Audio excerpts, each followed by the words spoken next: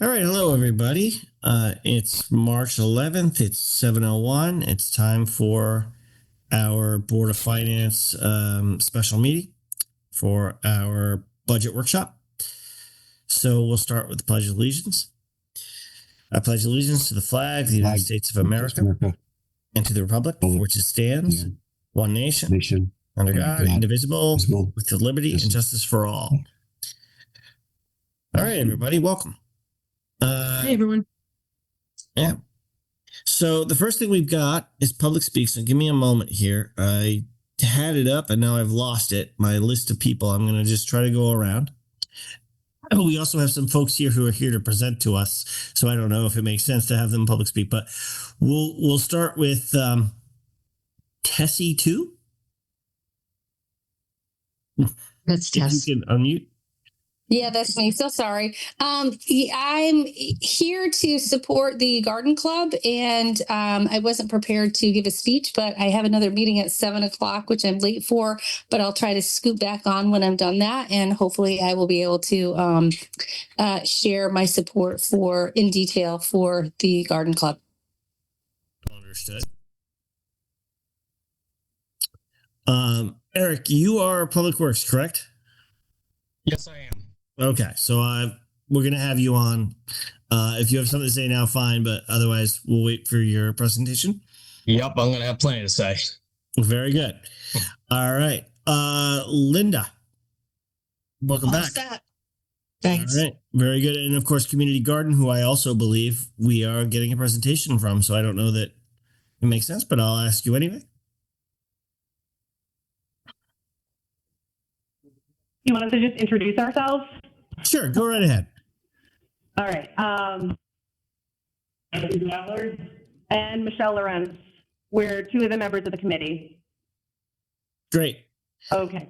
All right. Well, so we'll have you on. I'll probably have you guys go first because I expect that'll be the shorter of the presentations. Joanne. Hi, everyone. I usually wait for public speak at the end, but I don't want everyone to have to hear me when they're exhausted after a long meeting. So I'm just going to say a couple things. After listening to every budget so far, and of course, the marathon Board of Selectmen meeting on Monday where they really went into the budget a lot, I know it's going to be a tough, situation this year for all of you. You're going to have to decide what are needs and what are wants and that kind of thing. So I know Public Works is speaking tonight and it looked like they were prepared and you had a packet that was attached. So I just had a couple quick thoughts. And obviously you're all going to be asking the questions. We want to know how many trucks they currently have because they put in the packet that they're looking for another, truck, which is reasonable, as far as they're going to put anything out there that they think they need. So we'll listen as the public residents and you guys as the board. I happen to work alongside a lot of people that work in public works situations, and they jump in cars together, or they are actually, if this couldn't be a need that is met this year, possibly mileage for someone's submitting mileage if they have to go somewhere in our small town. That's all. That's my thought on that. And I was lucky enough to tour last year that Public Works building, which a lot of, obviously it's an old building. I'm not here to say it's new, but the guys that did work to it last year had put, some good efforts, and it's a nice space there for them. Just wondering, there's a lot of things that need to be done. I'm not here to speak to all of them. Just the one that was a big $20,000 price tag this particular year was the heating and cooling type system. So that could be a year that maybe you put in another air unit for another year to, cool it off for the guys when they're coming in. I mean, obviously our Public Works guys are out, they're not in the shop. They're not working. I know they do work in the shop. So that's all. My couple thoughts are the needs and wants and everything that has to be balanced. And I didn't want to have to give you my opinion like in 3 hours when you're exhausted. Thank you. Thanks, Joanne. All right. Let's move along. The first thing I'd like to do, I think I'd like to have the Community Garden folks go first, because I expect that's probably a little bit quicker than our Public Works discussion. And so we can have them say their piece and they can then drop off if they wish. Of course, you're welcome to stay. So let's hear it from the community garden. You guys are muted. Okay. Yep. All right. Everybody can hear us. We got this. All right. So I'm going to be speaking on behalf of the community garden today. And I just want to say that this year and our gardening years in the past, we've been very appreciative of the support that we've gotten from the town because we really are trying to help our community with fighting food insecurity and by getting them out. And especially with this long winter, I think a green season will be really nice to have as soon as we can get plants in the ground. And we do have some plants already in the ground.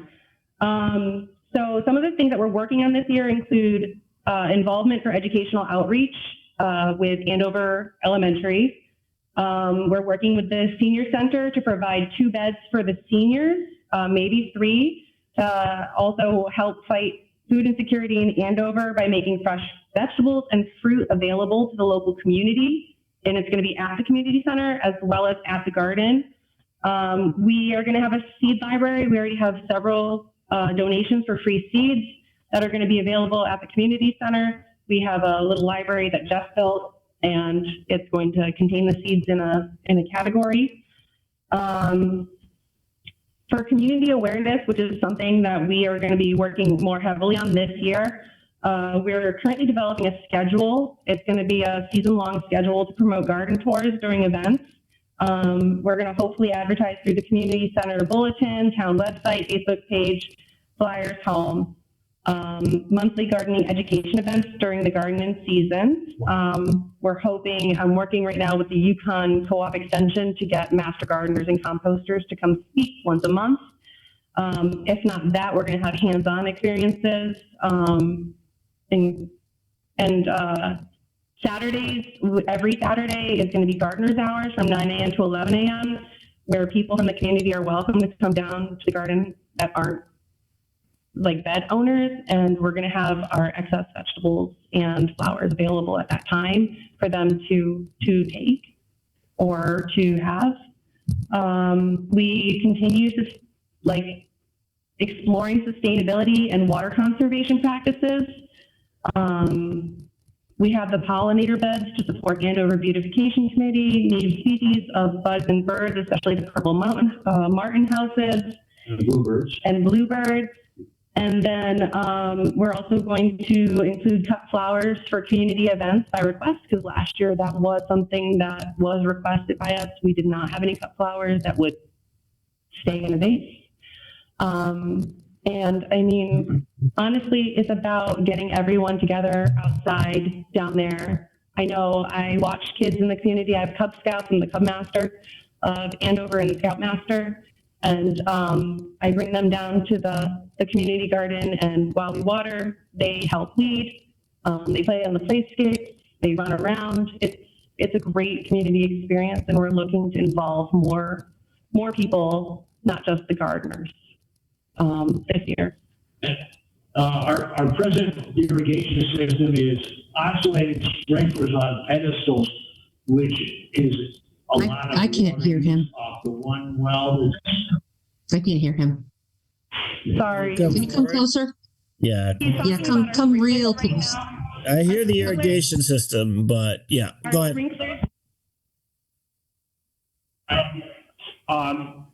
The Andover Community Garden was originally started probably about 8 or 10 years ago, before the senior center was even in planning.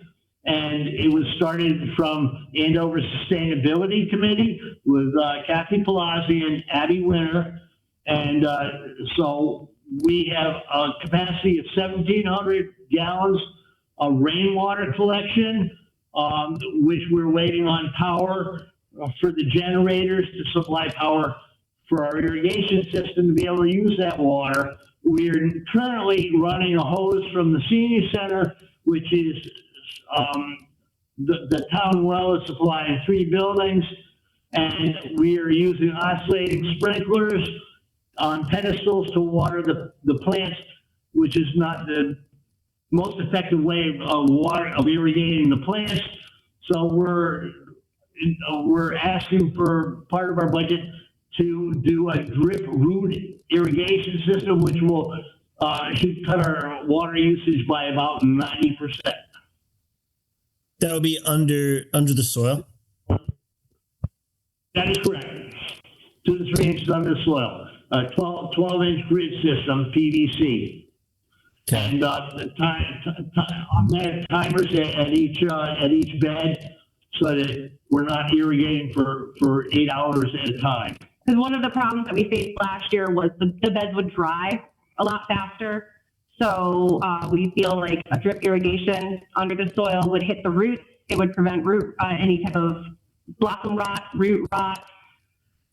And so we're hoping that that would be also functional, but it's also, it's friendly for all abilities instead of having to carry a watering can to the far side of the bed where the hoses don't reach. And so we're looking for that too, for the seniors and the senior beds as well. So I have a question about seeds. You guys mentioned you were getting maybe some donations of seeds and whatnot, and this is a question that came up in one of our prior meetings. I think there's a bit of money in your budget for buying seeds. How would that impact? So if you're going to get some donated seeds, is the amount that's in the budget required to get your plants off the ground? I apologize. I'm a so-so gardener at best. No, that's not required now, since we've reached out and have it donated. So we don't have to purchase it like we did last year. Okay.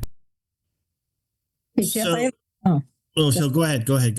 Yeah, Jeff, I have a question on the beds that are dedicated for the senior center, community center, and for AES. Who will maintain those, and will someone be picking those and delivering those to those two facilities? So our hope for that is to work with Tess to engage seniors in gardening. And so it's going to be used as an activity here at the senior center. So it's not like a donation bed. It's literally a bed where they're going to be participating, where it's the beds that are closest to the gate.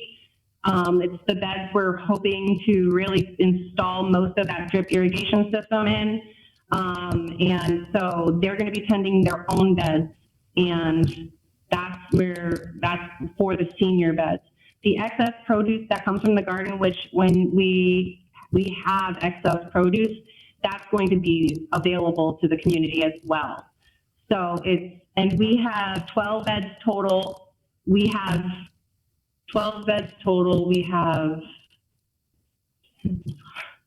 9 filled right now.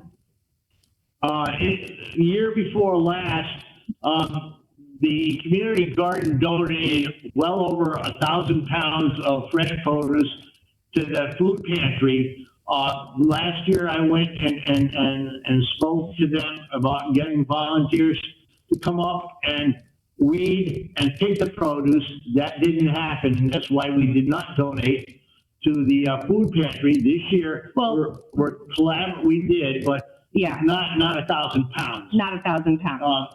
So this year we're focusing on supplying fresh produce to the community center, senior center. Because we wanted to bring it directly to our community as well. Okay, we felt like there were a lot of volunteers that helped. Okay, I do have an issue with that. Speaking for seniors, most of them are not going to be capable of going out there and doing that type of work. A very few will, I think, at this point. And, I can, but others are much older, and some have walkers, and they may not want to go out in the heat and do all that. They might not be dressed for it. So that might be an issue for that. And I'm just wondering whether perhaps it could be maybe work it out with tests where maybe someone could actually end up bringing the produce in and putting it into what we currently have as our like bread and all that donations, So when the seniors come for their luncheons and all that, they would be able to just grab it from there without doing all that work. So, Uh, no, let me interrupt for a minute here, Yeah. because we've already spoken to Tess. We have the refrigerated chest refrigerator that we had on the front porch of the pantry is going to be in the basement of the senior center, and that would be available for anybody in the community or seniors on Saturday mornings to come and help themselves. and also, I think you misunderstand. I mean, I think seniors are able to decide whether or not they want to participate in the garden, and to have that opportunity is their own. It's their own decision. So to say that they may not be able to do it is a little bit ableist. And I think that they should have the choice of doing it. And of course, we would assist them with that. But for one person to speak for all the seniors is a lot of. When I designed the senior bed, the beds in the community garden, they're raised beds so that people can sit on the edge and be able to access the beds without strenuously bending over. I made the pathways between the beds wheelchair accessible with crushed stone, so that it is able to get a walker through, to get wheelchairs in there. It's not out of the realm of possibility for disabled people to use our community garden. I'm sure it's not, Jeff, but did you talk to Tess about this as far as the actual Yes. there? And Tess is okay with that? Yes. Yep. Tess was supposed to be here in That's support of the fine. Andover Community Garden. Okay. It's a collaboration this Yeah. year with the Community Center, Senior Center, AES, and the Community Garden. Yeah, it's a great idea. It's a great idea. I just hope some of them will be able to do that. AES people too. I remember last year, the year before that, you had a couple of gardens dedicated to them and nothing was done with them. Is that going to be different this year? Here's educational outreach. I said that in the beginning. It's educational outreach, and we're having a master gardener work with them. I'm sorry, and it's educational outreach regarding seeds and composting. So they're going to be growing the seeds at the school, and then we're going to be transitioning the plants over here where people can select plants that they can't grow their own seeds for those that are mediocre gardeners, I think they refer to themselves as. So they'll be maintaining. We'll have plans for you. So they'll be maintaining the gardens. No, they're children, grades 2nd through 6th grade. If their families choose for them to come over the summer to maintain the garden, of course, but people maintain their own beds usually. Okay. And in the past, the community garden committee and the bed owners have been making sure that those beds get maintained. Okay. Question. Can you guys move a little closer? It's really hard to hear you, but I have a question. Do the people that own the beds, do they contribute anything financially to the garden? Yes, they do. It's mostly organic fertilizers, or if they have a plant of their choice that they want to contribute, they also contribute their time. We have to go in the beginning of the spring and we have to turn all the beds over. We have to rototill them, and we all do that together.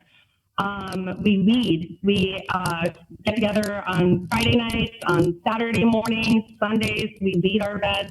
I mean, that's manual labor is a lot of time commitment, and that itself is worth a lot. I would also like to clarify that there are not bed owners. That the community garden is owned by Andover, by the town, and people on a yearly basis select to garden in a bed. They sign up for a bed, and that changes as people have more interest or less interest. So that we're not renting beds, we're supplying them free to someone who is interested in putting forth the labor to help maintain the other beds as well as their own, and also to donate excess produce to either the pantry in the past, or this year it would be the community center seniors.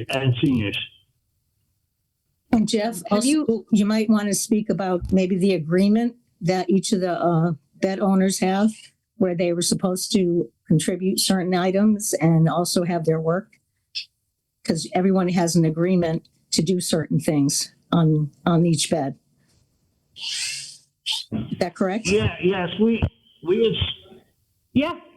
had set up a contract that everybody signs when they sign up for a bed, that we are responsible for making the beds ready to plant, which means putting in natural fertilizers, liming it, tilling it, supplying water to the beds. But they have a contract that they signed that they're aware that they have to plant, pick, maintain their beds, and also finish at the end of the season to clean up the beds. So we have had a bed turnover because some of those people did not fulfill that contract. And we're changing a little bit of that contract this year, so that if somebody doesn't have interest anymore, it's going to turn into a pollinator bed, a flower bed for cut flowers. We did have people last year that struggled with getting to their beds, and they communicate with us and we help them. So there was an individual who lost his father and he couldn't make it to his bed in all the time. And so Jeff and I and other gardeners helped out that gardener by helping them and bringing the produce to them and distributing it to the pantry when they wanted us to, things like that. So help them watering. And there are times when people are on vacations and we all have to chip in. It truly is a community involvement. It does take a small village and it's fun. It's not a miserable experience. It sounds very well run. It sounds like you guys know what you're doing there. I just want to say that Jeff has been so. We try our best. I just want to say that Jeff has been so instrumental in the garden, and he's been excellent, and I'd love to see it continue the way that we originally had it going. And I hope things run as well as you think they're going to. So that's great, Jeff. Thank you. I have a little question, and this is maybe a board of finance question. It's more of a personal question, but when you do the rototilling, where does your equipment come from? Do you get volunteers just showing up with the rototiller? Yeah. I have one. I don't even use it. We had in our, Sorry, I can offer up mine. we had we had in there in our budget a rental fee of $100 for a Mantis rototiller that we did use last year. I was able to purchase with this year's budget a reconditioned Mantis rototiller from Home Depot within the last month or so. I've got a little electric one. It's a minute It too actually late. works great if you got an extension cord. And I don't use it anymore because I don't garden anymore. But I used to. I used to love to garden, and I had a very large chunk of my backyard where I used to grow tomatoes and basil and everything like that. So I have a rototiller sitting in my garage that is literally sitting there and doing absolutely nothing. So I don't know, maybe another time contact me, because maybe I'll just give that to you guys. Anyway, moving on. Thank you very much. Kim have a question? I think Kim had a question. Yeah, please. I did have a proceed. question. It sounds like you guys are working on, having more programs for the community.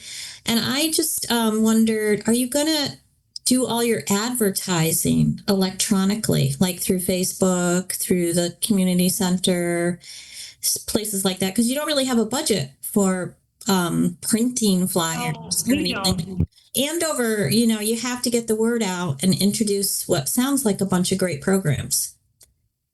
So We how have do many you handle people- that? Facebook? So we have several different outlets. So for Cub Scouts, we have the same thing. I run Cub Scouts, I run Scouts. We have to get messages out to people. Not only can you just go by word of mouth in Andover, which always seems to work the best, by the way, but we're going to use the community center bulletin. Hopefully we're going to post it.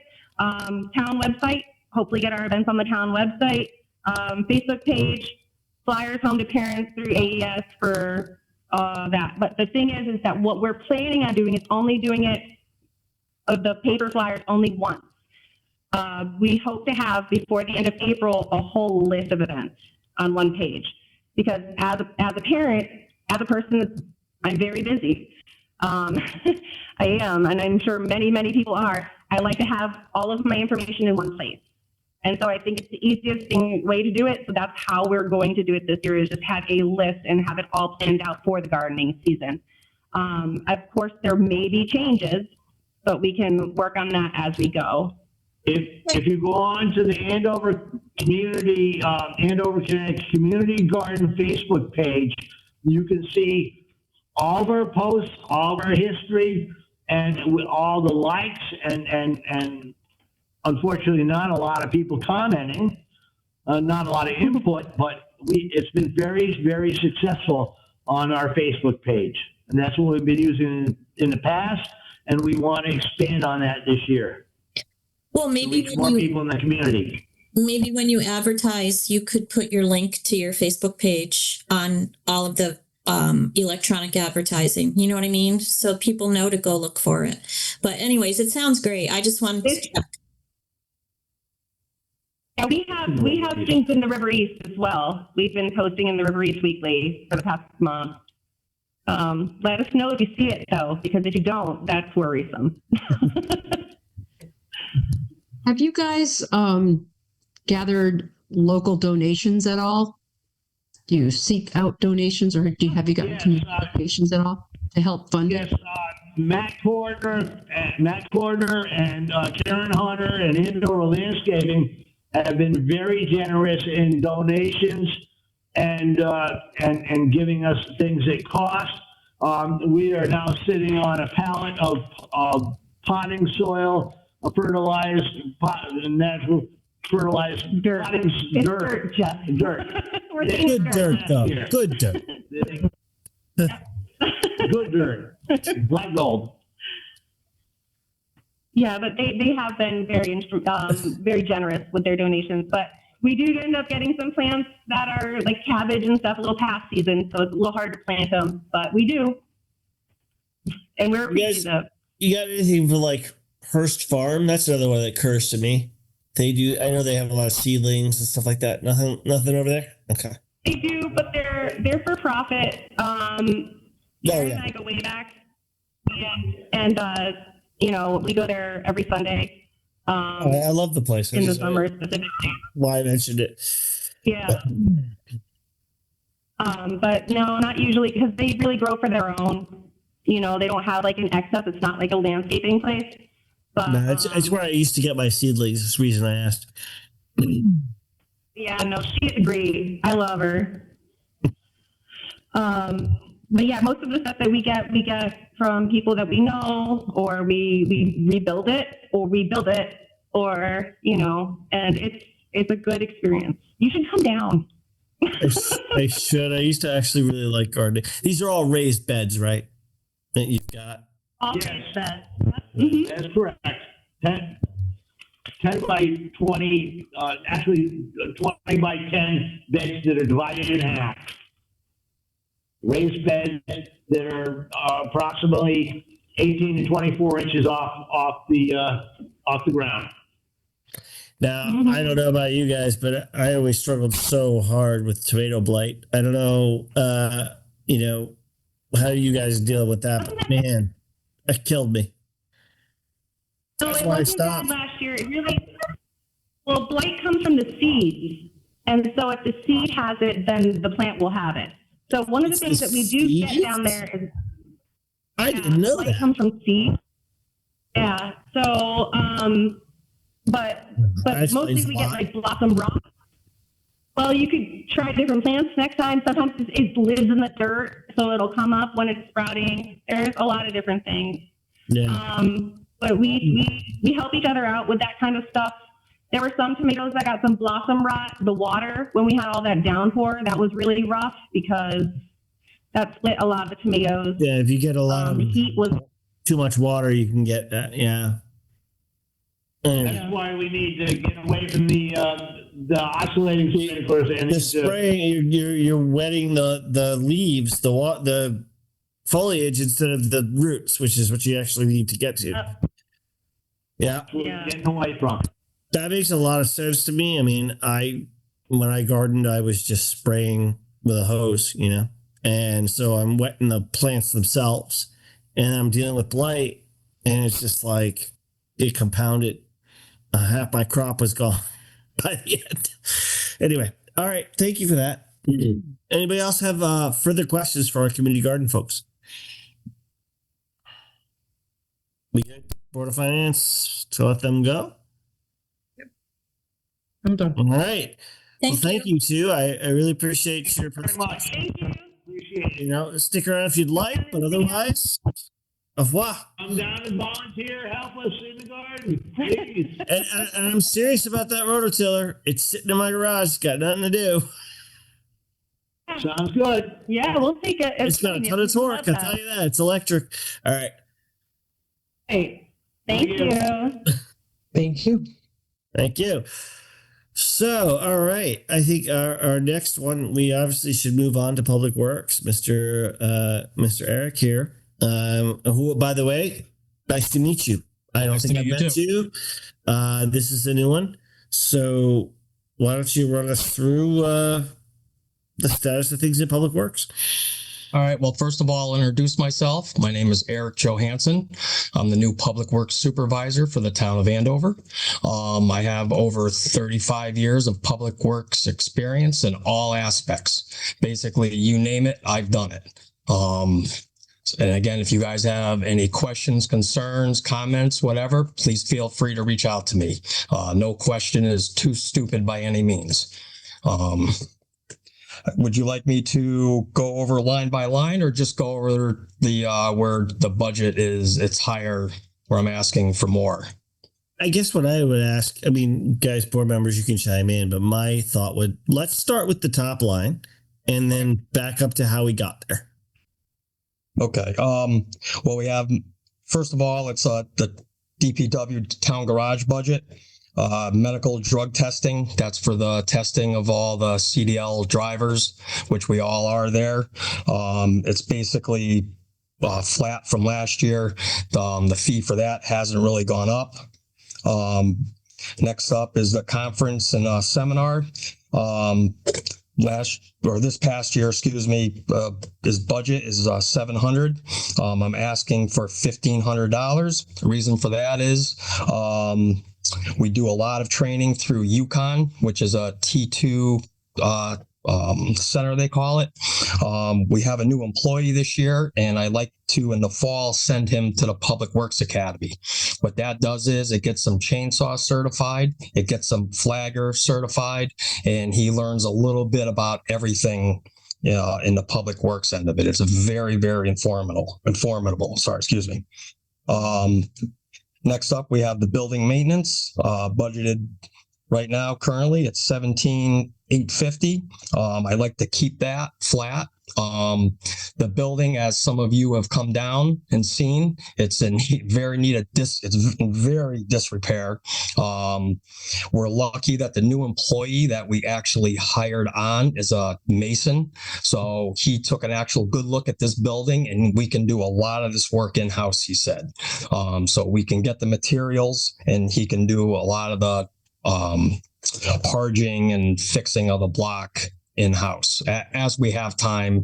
Usually it's more of like a winter project, or in the summer for in between jobs, he'll actually be able to do the outside. Next one up is furnace maintenance for $1,050. We had the furnace cleaned this year for $800 through Corbett. There's $200 left in that. It doesn't seem to be going up, only heating oil and fuel and everything, as you guys see. So I'm keeping that flat. Alarm system, there is a fire alarm system in that building. That's $875. I kept that flat because as of right now, I haven't had any problems with it, but I guess in the past, according to my predecessor, they had a bunch of problems with that system with the like Wi-Fi network, and it was constantly going off, and they were trying to figure out what was going on. So the internet and cable, I guess that's flat as well. That's $14.70. Again, from what I've seen and from what my predecessor has said, it's never gone up. Electricity, $5,000, keeping that flat. From what I've seen, we've come close to that number here and there. Again, it depends on the year. This year was kind of cold. We do have electric heat in our break room / office facility, but I have something further down the pike for you guys. But I'm going to Is that baseboard electric? Yes. Oof. And so Okay. oh yeah, exactly. It's baseboard, and we have a window unit that's looks like it's from 1985 for an air conditioner to do the whole to cool the whole So place. that screams out for a mini split, doesn't it? Yes, it does. It sounds like you turn it on and it sounds like it's taken off. Anyway, fuel oil, $6,300. Again, I'm going by my predecessor. He said we've never really gone over that. What that does is that heats the garage part where we store the trucks. Now I know the town locked in for heating oil. Does that cover you guys? Yes. So we're good there. Okay, good, great. The only concern would be obviously you're seeing a jump now. Yes. For reasons that we all know about. So you're covered under that. I forget what it was, $2.50 a gallon, something like that. And Jim, when he was here, actually signed up the contract for the coming fiscal year for actually less than what we're paying now, which is crazy. So, but I didn't read over the contract. I don't know if there's any stipulations with everything I think going both on. AES and the town did well this year when they lost. Yes, they did. For future reference, and I have a tough time wrapping my brain around this, and maybe we could talk about this in other meetings. We actually pay more for heating fuel than we do the diesel that we put in our trucks. By almost 9 cents a gallon more. Yes. Shouldn't that be the other way around? Yes, you would think that. Absolutely. And I have a tough time wrapping my brain around that. If you look at the contract, you'll see it. And then, yes, I have that same look, sir. So yeah, but that'll be a discussion for a later date. So those are separate contracts? It's the same contract, but it's a different number per gallon. So we have I'm sorry, I don't have the numbers in front of me. But I think we pay, right, I was just looking at it today. We pay $2.58 a gallon for diesel for the trucks, and we pay $2.62 for heating oil.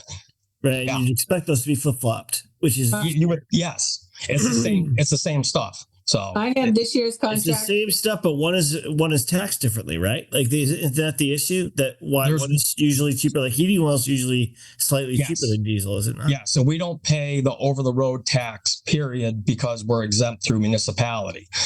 We do pay some fees in there.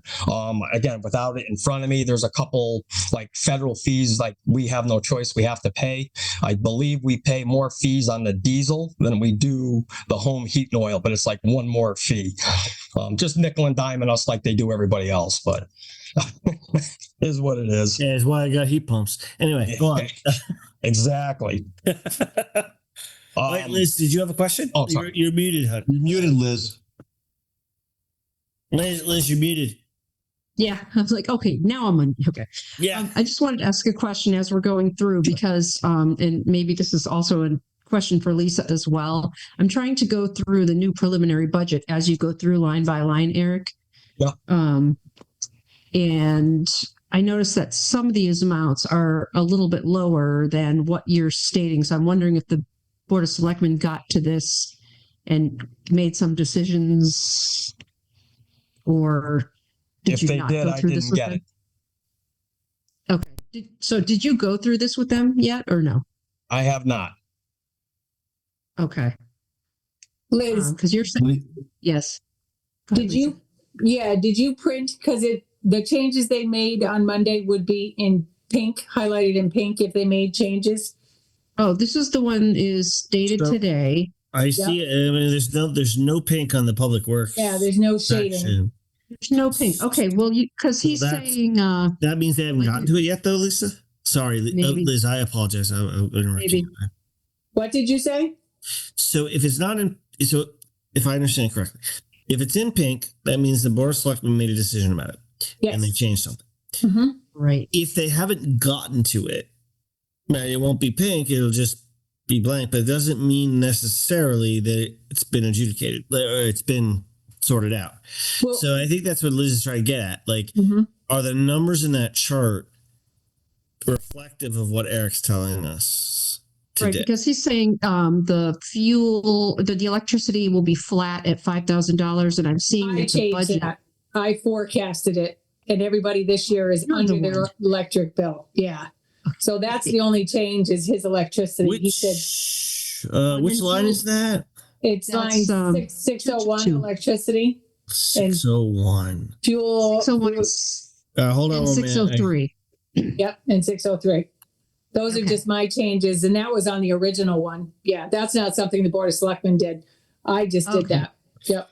Fair I enough. mean, you can put it back up if you want, but Yeah, No. I'm only noticing. Yeah, yeah. I'm only noticing because Eric's going through. I just did a forecast for him for the electrical up to date because I'm in here looking at March.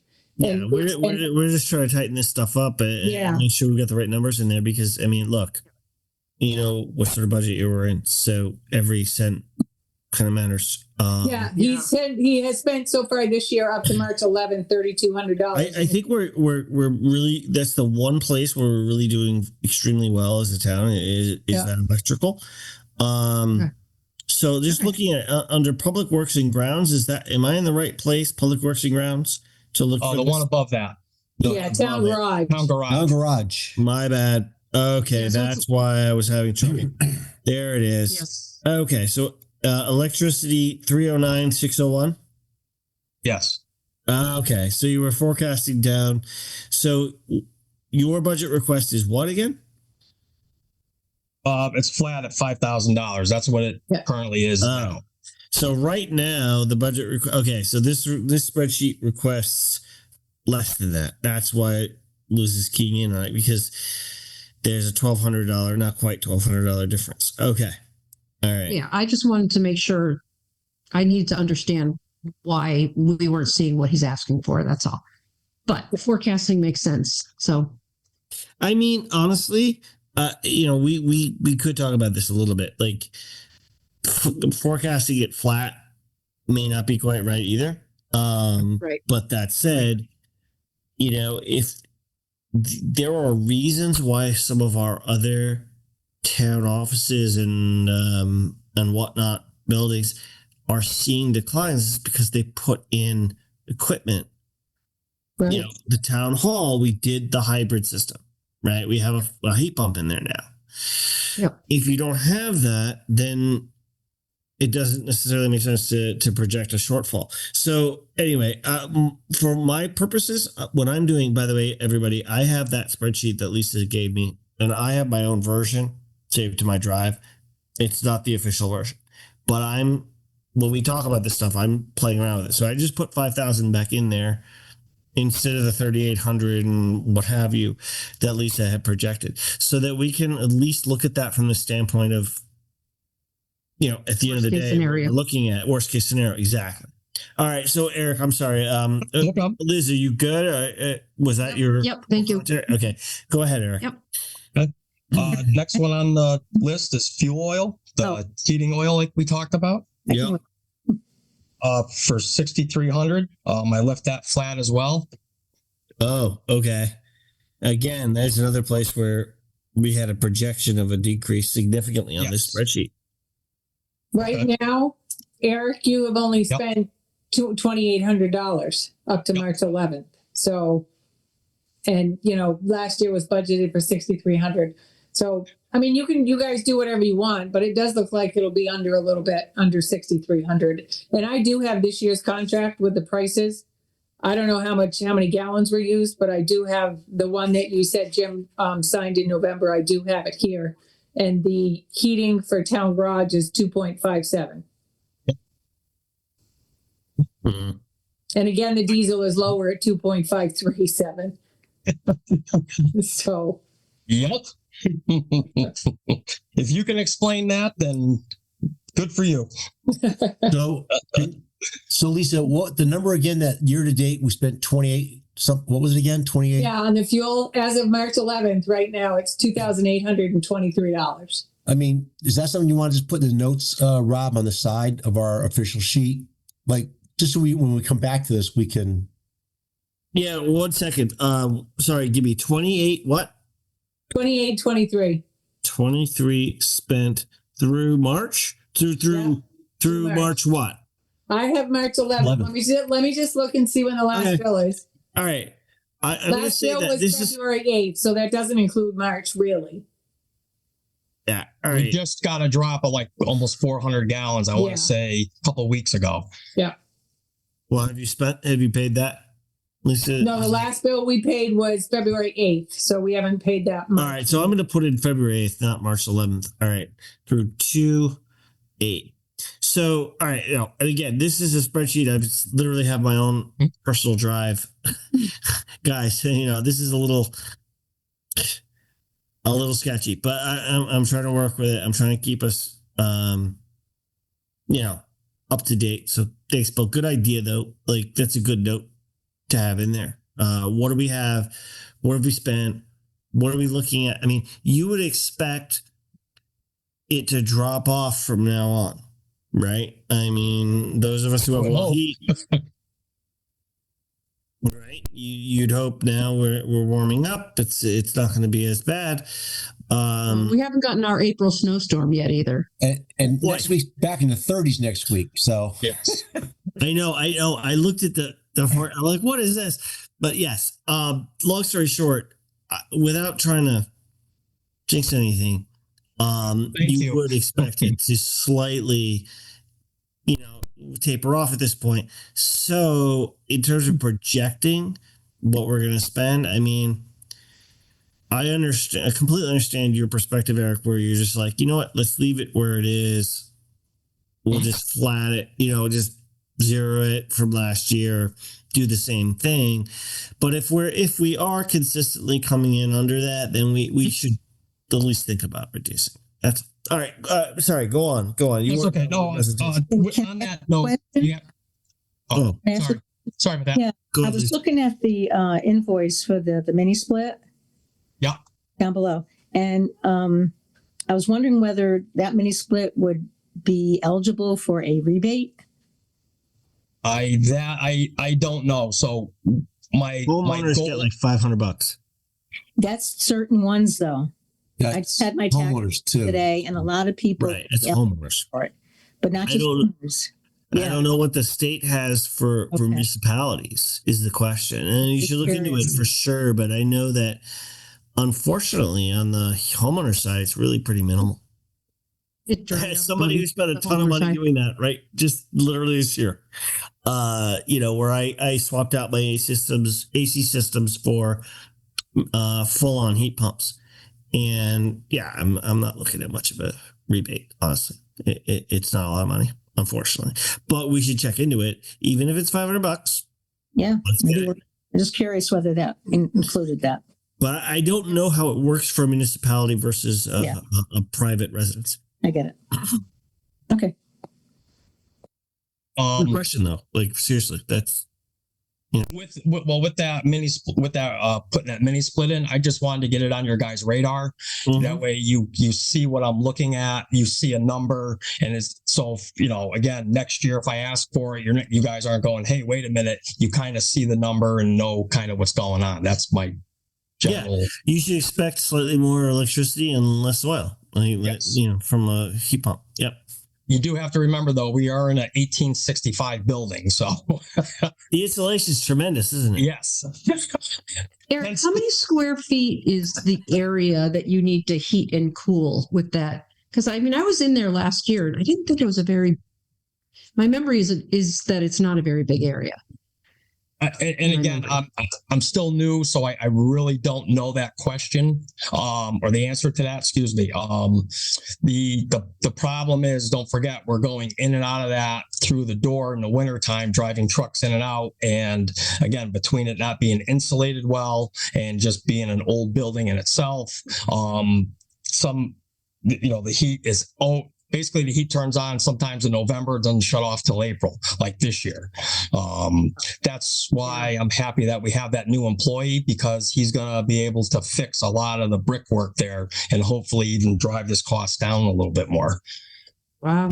Maybe Yes. he could even do some insulation and, pay him for the stuff. As I get going, I may look at spray foam, but the problem is we're in a garage. We weld, we do a lot, we torch. There's a lot of things we do in that garage, and that spray on insulation is very flammable. I know you can get, flame retardant stuff, but again, then it becomes big dollars. And so, but again, that's going to be future as I move forward.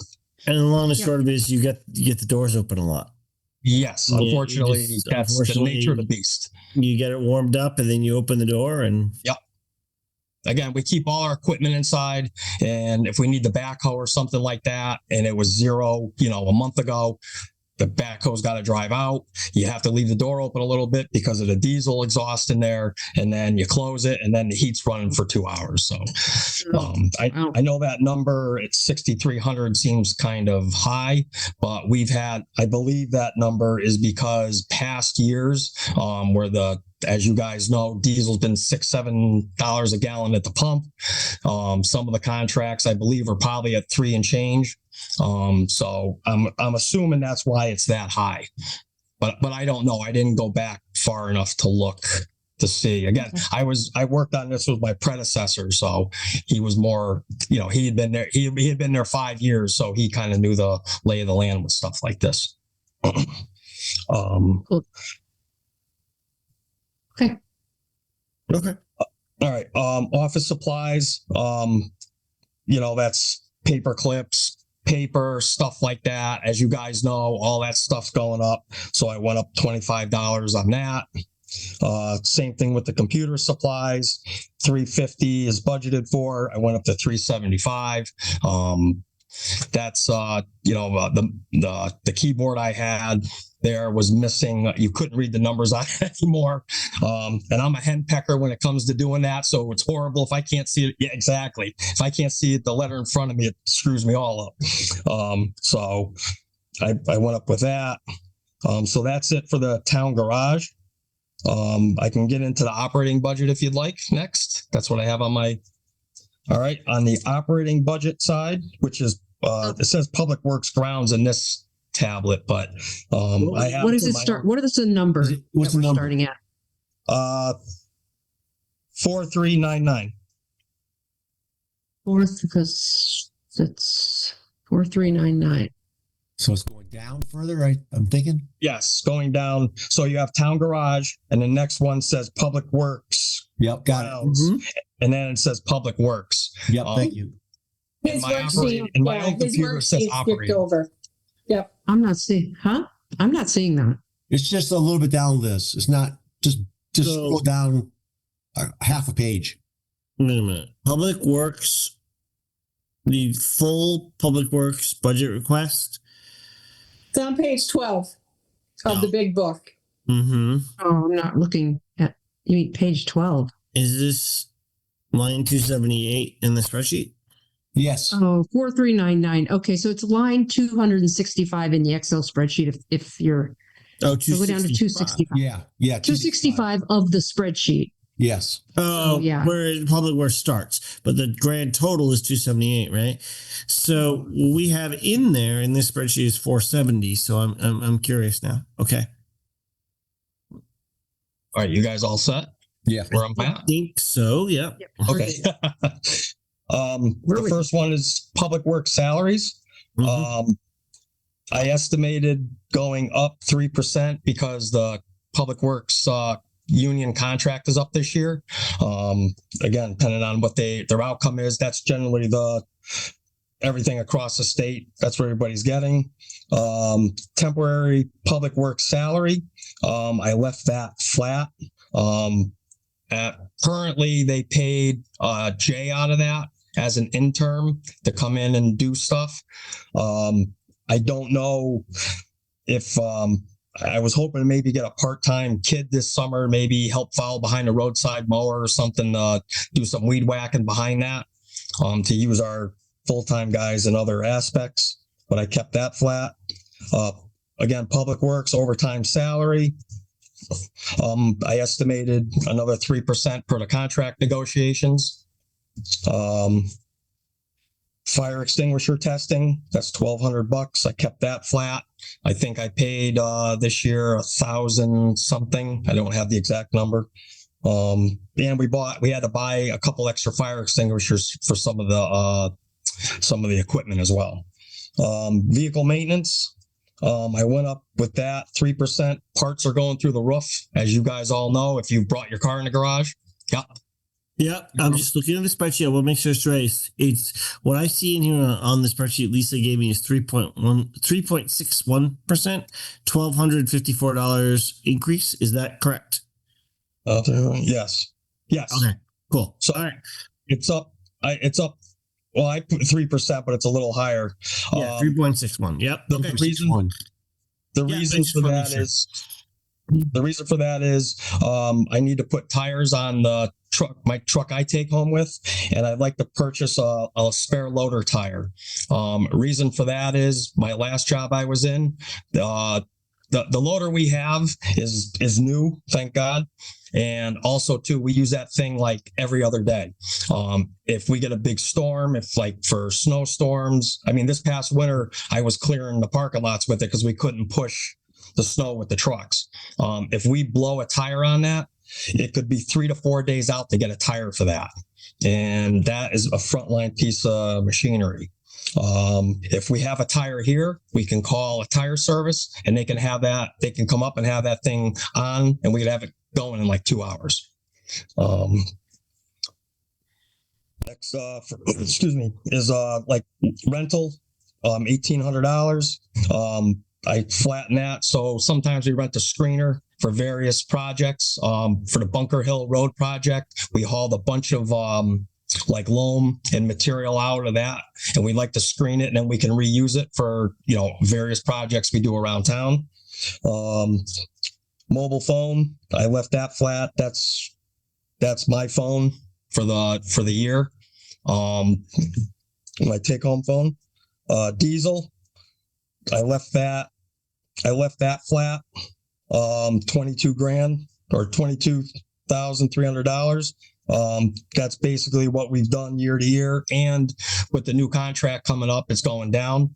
As you guys see, don't forget too, with that diesel, the fire department, I believe, chews off that, and because they pay us back, and the Board of Ed as well. So yes. So, I mean, if it's going down, I mean, the hope would be here that this is actually more than we really need. Okay. I think to date, now again, because we don't forget we had a bad winter. I think I'm almost up to 13. Yes. I'm almost up to 13 grand on that number. Just with our fleet alone. So we're going to be getting close to that number. Yeah. Gasoline, $10,000. I'm leaving that flat. I know that's a high number, but again, you guys have driven by a gas pump and it's almost $4 a gallon in some spots. Supplies. I mean, yeah, it's definitely higher than we've spent in the past. Well, that's what it was last year, I believe. And so I'm just going by what. No, it's what we budget. It's what we budgeted, but it's pretty clearly not what we've been spending. I think we were being careful. Yes. Again, with the gasoline so volatile, like you guys, and we don't have a contract. We're at the mercy of going to a gas pump. Yes, that's just you bomb Iran, and all of a sudden it's $4 a gallon. Yeah. Yes. I get it. Or worse. It always goes up quick. It never comes down quick. Yeah, Yeah, for sure. it is funny how all of a sudden the gas in the actual tank costs more now. Yeah. Mhm. Yes. Anyway, go on. Supplies, basically what that is, that's like our uniforms. We buy oils out of that, all our shop supplies, like all our nuts and bolts and things of that nature. I did go up with that, $950. Reason being is our uniform, we have a new uniform contract, and I believe that went up 3% as well. Like everything else going up. Equipment, that's like tools. Trying to think what else. Like, darn it, I'm at a loss. I apologize. So we buy like our tools out of that. We take some of the darn it. Sorry, I'm drawing a blank. Yeah. It's like we wrenches and take hammers chains out of that. We take there's various things we take out of that, and I apologize, I don't have that in front of me. It's broken down on my spreadsheet at my computer at work a little better. But it's flat. Yes.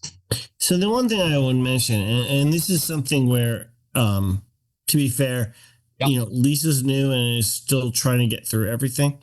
Yes. But she has a line on our spreadsheet for like what's been expended from the beginning of the fiscal year through the end of January.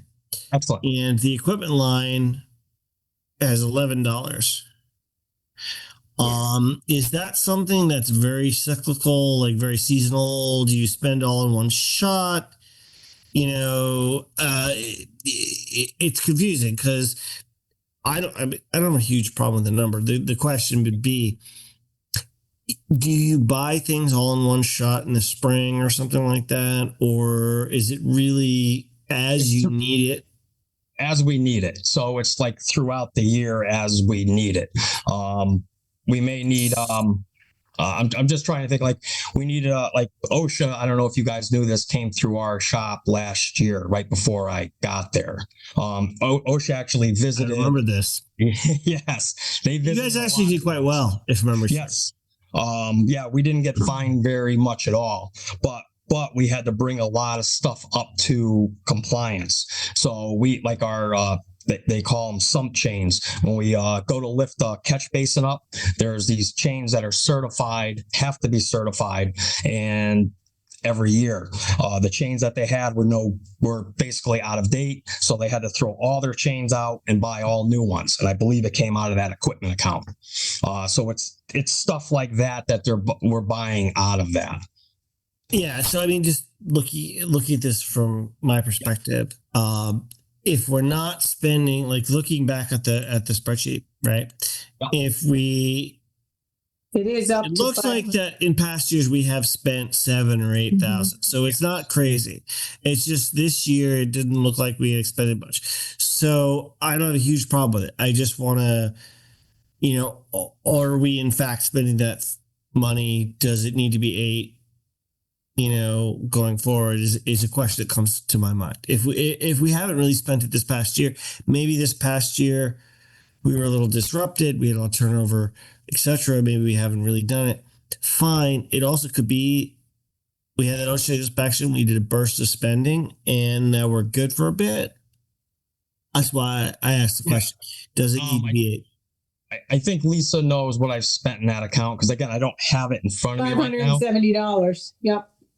Okay. Say that So again. far this year, 570. I didn't hear that. 570. Less than again. Yeah. So if you look at it from the standpoint of an $8,000 budget, no, I understand. But to be fair, if you look back on the spreadsheet, the past couple of years, it's another story. You 7,900, 6,900. So I am not of the opinion that I would suddenly slash this to the bone. I'm just saying, okay, do we need to be there? That's all. All right. So it looks like this last year we haven't spent a ton there. We did obviously. I remember us react. I do remember that OSHA inspection. It was funny. Eric gave us a briefing on it, and it was one of these things where the line that we got was the ocean inspectors basically live to find something, and they Yes. could find almost nothing. And we had very little to do. It was actually really gratifying. It's yes. Not all the towns fared that well, let me tell you. Right, And they exactly. were So everywhere because they were in Salem also. And they surprised us in Salem too. Yeah. yeah, They were and I everywhere. think Yep. we did surprisingly well, all things considered. If you get a surprise inspection like that, so no, that was very, very good. And I'm not ripping anybody. I'm just looking at the spreadsheet and thinking to myself, is there a couple $1,000 here that doesn't need to be there? So that's that's it. We spent about $500. So Yeah, no, listen, I understand. yeah. I totally understand it. On the membership, $75. We left that flat. That's basically for like membership fees here and there. There was some money taken out of that to send one of the members to tree warden school out of that, but that was before I got here. So I don't know why it was taken out of that, not something else, but that was before me. Maybe we had some money built up there because it looks like we wildly overspent that this year. Yes. And it looks like my guess, and Lisa can correct me on this, but my guess would be we built up some money somewhere else and they used it for that. Okay. Again, I saw this when I got here. So this was put into place sometime in July, August, September, I believe. Mm-hmm. All right. Moving on for the snow removal account. That's 4307. That tree warden thing was in last July, but I don't know why they put it there unless they just didn't have anywhere else to put it. I don't know. Yeah, I don't know either. I kind of question that. I would think it would be under training or something, but I guess there's no training here. Unfortunately, that's an Eric question. Eric's gone. So we'll have to try to figure it out. But okay. Sorry. So back to snow removal, which seems rather topical since I have to imagine we've blown that budget this year. Yes. I'm not going to sugarcoat it. Yes. So for the overtime, for too long. For the overtime, which you guys know we're way over. Again, that's 23,950. I would estimate another 3% for the negotiated contract. Ice maintenance building. That's more the pallet of salt that we buy through Lesco. It actually went up per bag.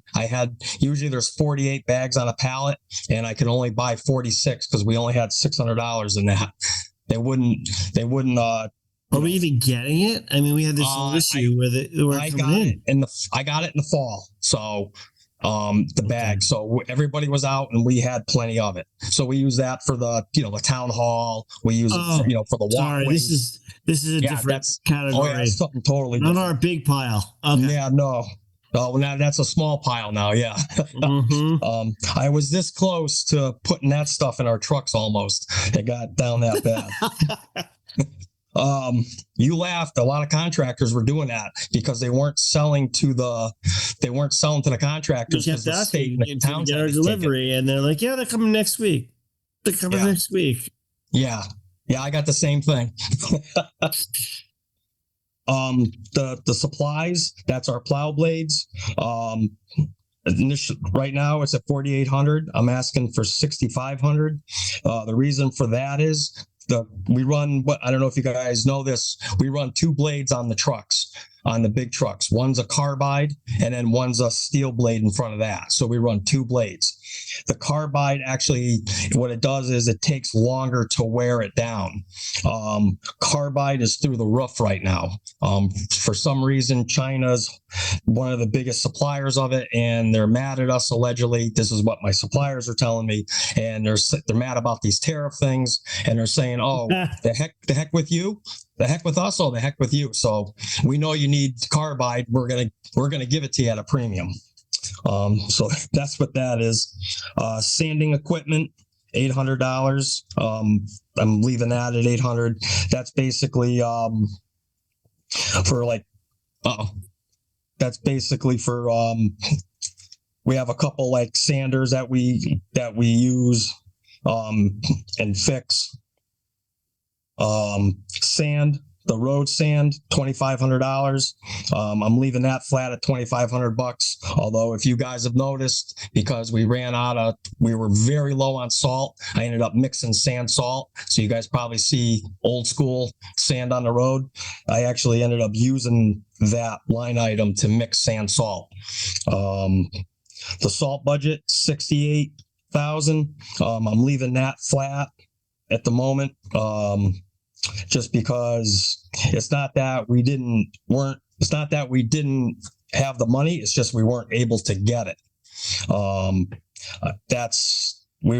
was very close to running out a couple times, and that's a story for another time. But I'm gonna do something different this year. I'm gonna try to get 2 vendors so we don't have this problem again. So at least if worst case scenario, if because Morton is our vendor right now, if we can't get it through them, then I'll have another supplier to at least get something.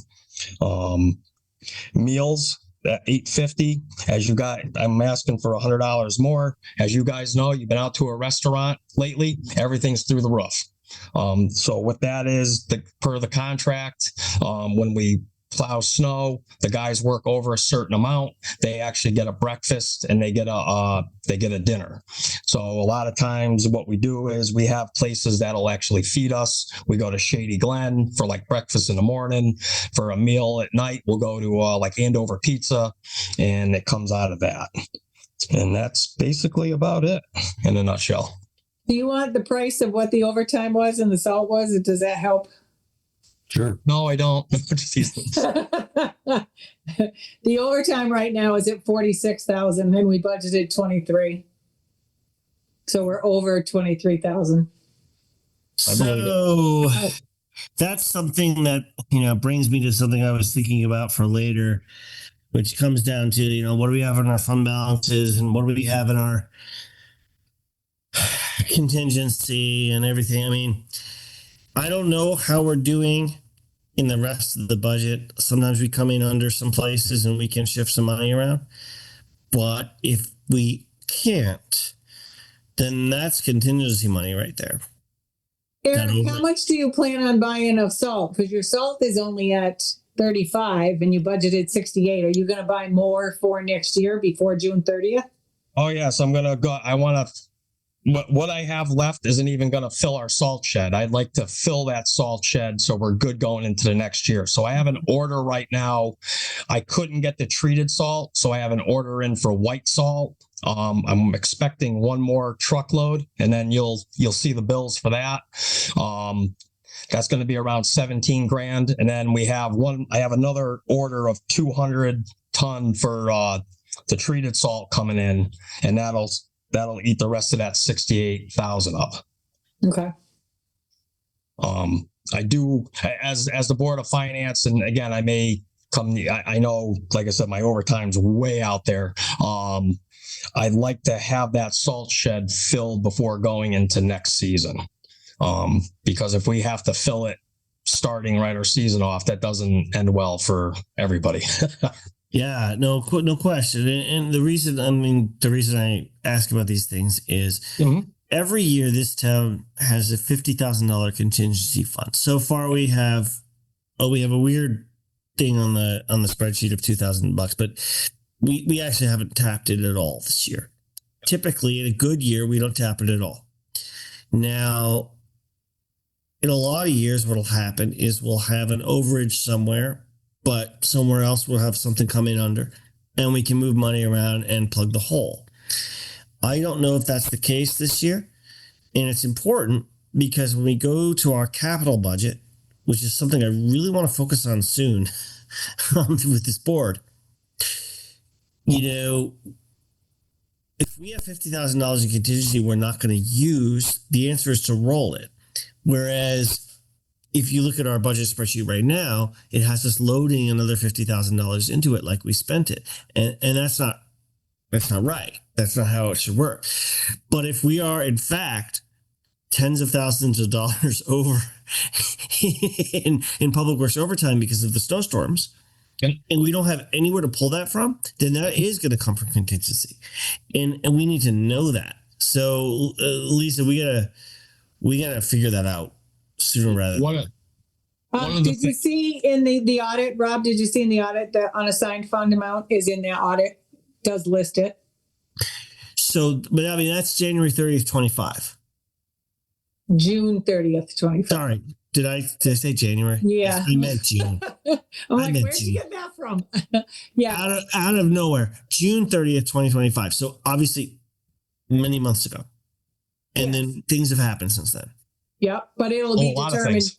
That'll be determined, with what you have left from this year, adding or subtracting from the unassigned.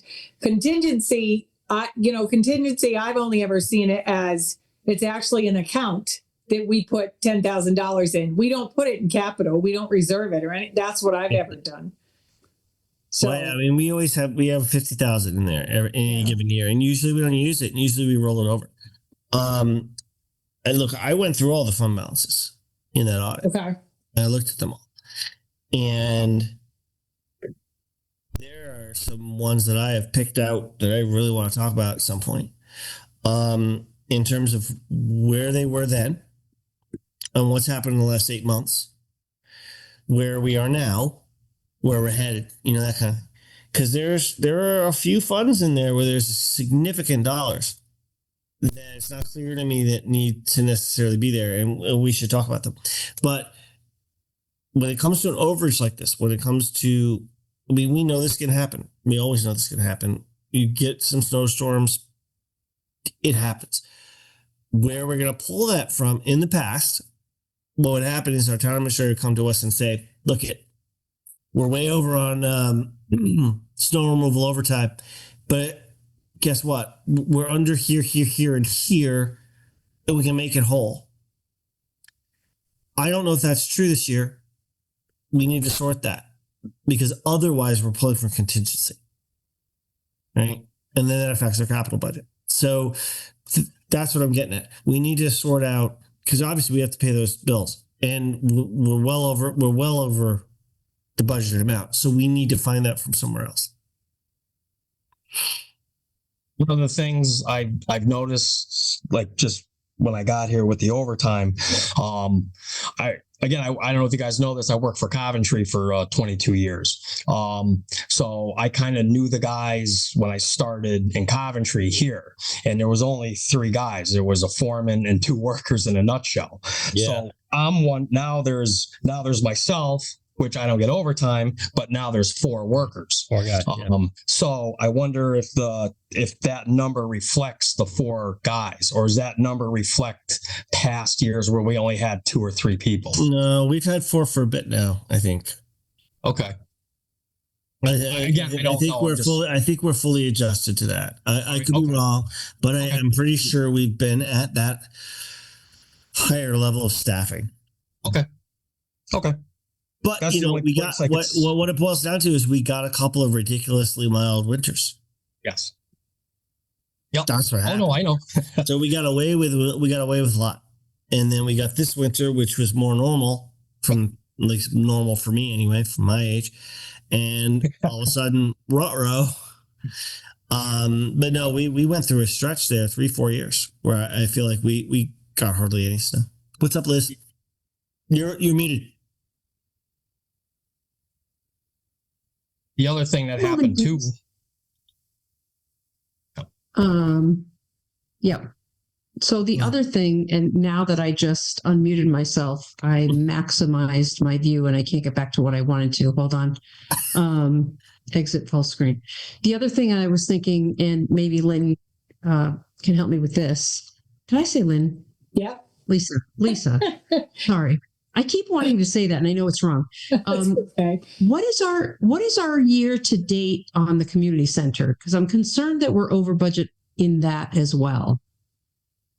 Let me look. Which number in particular are you looking for? It's in salaries. It's in the salary part. So 4214 community center, not the senior center. Yes, 4214, correct. Okay. We're over 13,000 in salary for wages director. One thing I So we will got- say is if we are set with Eric, we could let him go. We could. I just wanted to point out Does anyone have anything further for Eric? Nothing to do budget wise, just a curiosity question. What's the difference between treated salt and untreated, and why do we use one or the other, and how much more is treated than untreated? Right. All right. As it stands right now, treated salt is what we're buying it for is almost $10 a ton more. Regular white salt, untreated salt, only works down to maybe about 18 degrees. The treated salt, it depends on what type you have. Some of it can work down to like 6 degrees. The green stuff, the clear lane, the stuff that really rots your car out is that'll work down to like -10. So we've had all our trucks, I don't know if you guys know this or not, have road temp sensors in them. So when we're driving around, we can actually look and it'll tell us the temperature of the road. That helps a lot because then we know what type of salt and material we need and how much material we need to put out. Speaking of somebody whose suspension got completely rotted out by salt, I actually am not sad about us buying the old stuff. I gotta tell you, wrecked my car. Oh my God. I had 3 control arms go. It was bad. So, hey, and honestly, it makes a lot of sense if we can't get the other stuff. I understand why we buy the high test, but if you're not, how often do we get to 6 degrees? You know, well, again, you would be amazed. It's crazy. You wouldn't think it. And I'm going to tell you guys this, and it's nuts. The frost in a road is thicker than the frost in your yard, because the frost in your yard this winter was under 2 feet of snow. The road was probably like 4 feet down. So the road, and what happens is the road actually holds the cold more. So if it's 35 degrees and it's raining, the road temperature could be 30 degrees and you're sliding all over the place. So it's a weird balance. That's how you get those frost eaves and everything. I mean, Townsend Road's a bit of a mess right now. I noticed it. Town Hall is horrible. Unfortunately, it's coming back down, but it's not. I've gotten lucky on Gilead, but I think Townsend took a beating this year. Yes, it did. But the white salt, what some towns will do is they'll actually start running that, and like sometimes you get like late November storms or warm storms, so they'll use that, and then they transition over, and then like now where it's starting to warm up a little bit, we transition back to the white salt. The problem with us is our barn really isn't big enough to accommodate that, because this winter we went right in the cold. There was no, as you guys know, just a little taste of nothing. No, once it snowed, it didn't stop, and it got brutally cold, and that was it. So if we had half our barn full of white salt, we might have been in trouble. What I did was, as the white salt came in, I mixed it with our treated salt. So it gave it a little more sticking power to melt the stuff. The last big storm that we had, because we were so low, I initially went out with treated salt, and then I had the guys run sand salt only where they needed to. And then in the very end of the storm, we ran treated salt again. And what that did was it broke up all the snowpack. Typically, you can run the salt throughout the whole storm, but we just didn't have it. So, I mean, just speaking for myself, my road, I think you guys did fine. Honestly. It seemed like it worked. The guys, I'm very lucky to have a good crew. There's no doubt about it. They did extraordinary this winter. So, all right. Does anyone have any further questions for Eric? So, if not, I'd like to let him go. Thank you, Eric. You're welcome. Can I ask one more? Can I ask one more quick question? I know last year or in prior years, there was discussion about the guys being able to do some maintenance and work on the trucks. Is that still the case with, under your supervision or yes. How does that work? Yeah. So me coming out of Coventry, I was a mechanic there for many years as well, so I understand the workings of all the stuff. There's a young kid there, Zach Zito. He is a phenomenal mechanic, and we're very lucky to have him. He actually worked on like the same thing, the big trucks and all that other stuff. So he knows those trucks in and out as well. So we can do a lot of work in-house with the bigger trucks. But there's times where we just don't have the software and we have to call Freightliner or Peterbilt or bring our smaller trucks to Du Bois, and they have to read the codes and everything like that. Sometimes they can read them, we pay them, and then we can fix it. And other times we just don't have the tools or equipment to maintain it. So. Okay, great. Thank you so much. This was very informative. All right, Eric, thank you very much. I just have one more question, and Robert, if you don't mind, did you guys? I also sent like a capital thing over. Yes. Or is that a different meeting altogether? Yeah, I honestly, I glanced at it. I really haven't had time to digest it. Okay, then that's fine. I don't want to gum stuff up. No, it's fine. No, that's actually really important though, because I keep banging on about our capital budget. So fair enough.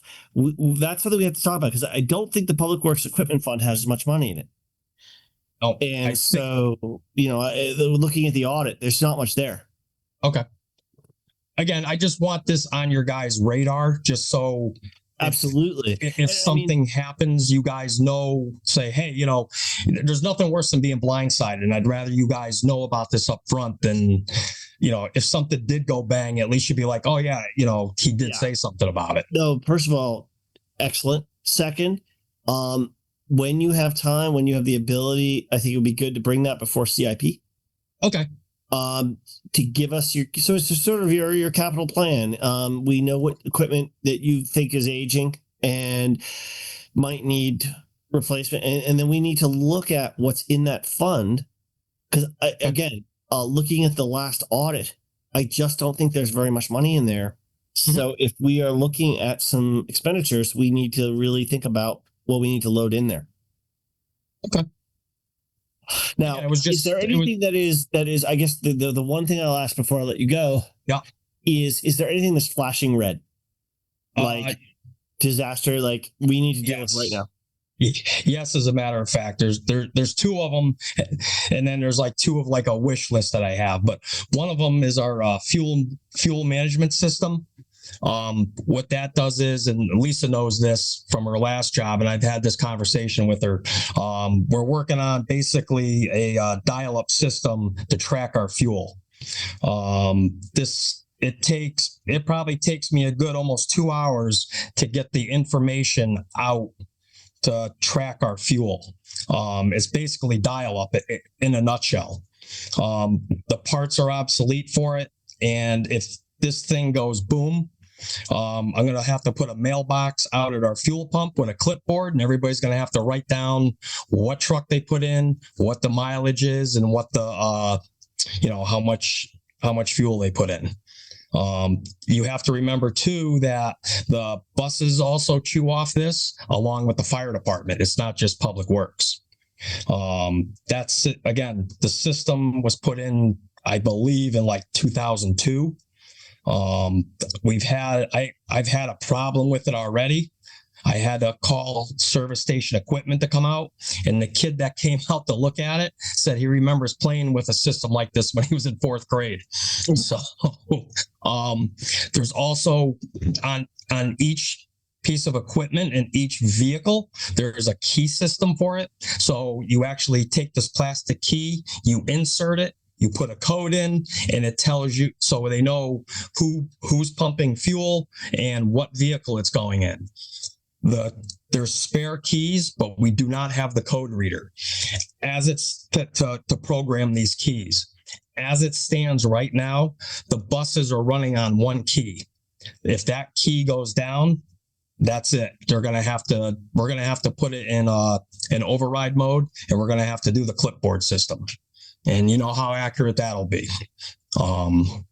If I can So- say, I did like that system, and he's right. There's fobs for it, and there's codes for everything. And we did the same. We took the whole oil tank out, replaced the pumps and everything, so it was a lot more than the 12,000. But I did like the system. It's a GIR system that I used, and it was very helpful trying to allocate cost at the pumps. It's like, well, as you know, Lisa, it's a cloud-based system too. So Yeah. it would go right to, your computer or your assistant treasurer. I could just look to see what I got. DATCO, I believe, is our people for that run the buses. It could go right to them. So it wouldn't even, we could see what they're doing, but it would just bypass a lot of stuff. But again, this system is not good. So I just like to keep that on your guys' radar. The other thing too is we actually have 2 buildings at our public works facility. I don't know if you guys know that. If you're looking at our building from the road to the right, there's like a cold storage building. The roof on that is basically gone. It's going to need a replacement. We're at a tipping point right now where if we don't replace the roof, then we're going to have to tear that piece of the building down. I did get a price for that. I didn't get 3 bids. Again, this is just pricing for put it on your guys' radar. I got a price to replace that roof minus any plywood for like 27 grand. The fuel management system, I apologize. I'm going to go back to that. That was about 12. That was almost 12.5 to replace that system. And there's a $400 charge, I think, for to teach us and to do for a cloud-based fee or something like that. But those are my two biggest ones. I have 2 more, but it's just more of a wish list. One is like a small pickup, and another one is a heat pump for the garage that we're in, just because, electric's through the roof. It's just what we have right now. Like I was telling you with our AC system from 1985 and our electric heat, it's just very inefficient way to heat and cool that part of the building. So again, just things to keep on your guys' radar if something does go boom. No, That's all. I want that. And Lisa, there's a fund. When I look at the audit, there's something called Equipment Reserve Fund. Is that in fact our public works equipment? I was just looking here, looking at my part of it, but I mean, I guess it could be. I just want to make sure it's not fire. You know what I mean? There's a lot of funds, and I'm trying to get my mind around which ones are the ones we need to be looking at. And one of them is Equipment Reserve Fund. And end of the year, so again, June 30th, 2025, $13,028 left in it. If that's the fund that I'm thinking of, right? What he's talking about, I mean, there's not enough money in there. Now, when we look at our spreadsheet, we have we call it something different on the spreadsheet. We call it Public Works Equipment Fund. And the last few years, we've loaded $125,000 into that annually. You're talking in capital, right? Correct? Yeah. I'm looking at capital. Capital's really important. Capital's $1 million a year, give or take. Every year, right? So, correct. So I really want to look at that hard this year, given what a difficult year it is and what I'm seeing in the audit. So I look at this and I say, okay, look, we have some needs. I want to make sure we're covered, and I look at the audit. And some of these funds, I have some real questions about whether we need to put more money in them because they have money in there. But this one, if Equipment Reserve Fund is the one that I think it is, if I've got it right, because there's also a town garage fund, so this is a little confusing. There's an Equipment Reserve Fund, and there's a town garage fund.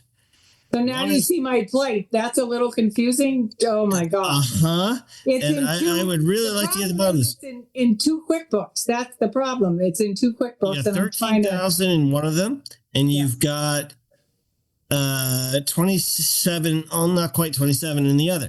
So you've got almost 40,000 there.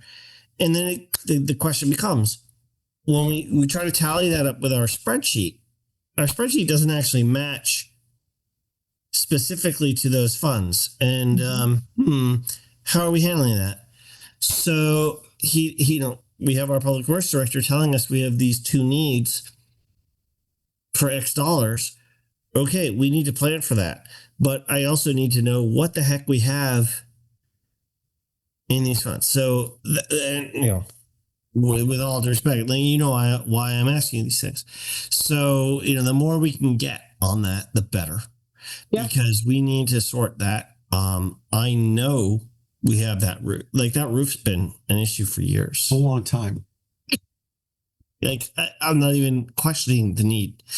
I know we've got our salt and sand issues and stuff from these snowstorms. So, I just want to make sure that we know what we have so that then we can say, okay, if we need X, we need Y to put in. And right now, I don't feel like we know that X. So that's where I'm at. And Eric, You're correct. we're going to do our best, to get you guys what you need. Yep. I'm just saying, right now where we are, we don't know enough right now to make the decision. So we'll get back to you on that. But thank you for, I appreciate the rundown, giving us, I always want that heads up. And I always want that, and to the extent that you can bring that to CIP and tell us, because I'm the Board of Finance member who is part of the Capital Improvement Committee. When we talk about that stuff, it's really helpful to say, look, next 5 years, this is what we're looking at. We got an ancient piece of equipment. We've got this, we've got that, and then we can plan, and then we can take it to Board of Finance. It's the process, and it really helps. I understand. No, I've been in a couple towns. I understand it doesn't, happen overnight. And I'm very communicative, and I like to at least put these two things I know that are going to need attention, like sooner than later, I'll say. So at least if our fuel system did go bang, you guys aren't going, hey, you never told us. No surprises. We like that. That's good. No, tell us sooner rather than later. So thank you. Does anyone have further questions for Eric before we let him go? Liz, Kim, anybody? I'm all set. Liz, you good? I'm good. Nick? I'm all set. Thank you. All right. Eric, thank you. Thank you very much. So, guys, just back to that issue of the capital funds. Something I sat down, I spent a couple hours today going through the audit. And I accept that, by the way, it's preliminary, right? This isn't the final audit, but this is the draft. I don't expect these figures are going to change dramatically or anything, but, this is what we're looking at. And there are some fund balances here that I think we should look at, because I know we're in a tough budget year. We're in a rough year. If you take the current ask from the town, from the school, and from the regional school, and you plug it all in, and then you keep our capital where it was last year, we're looking at a 9.5% tax increase.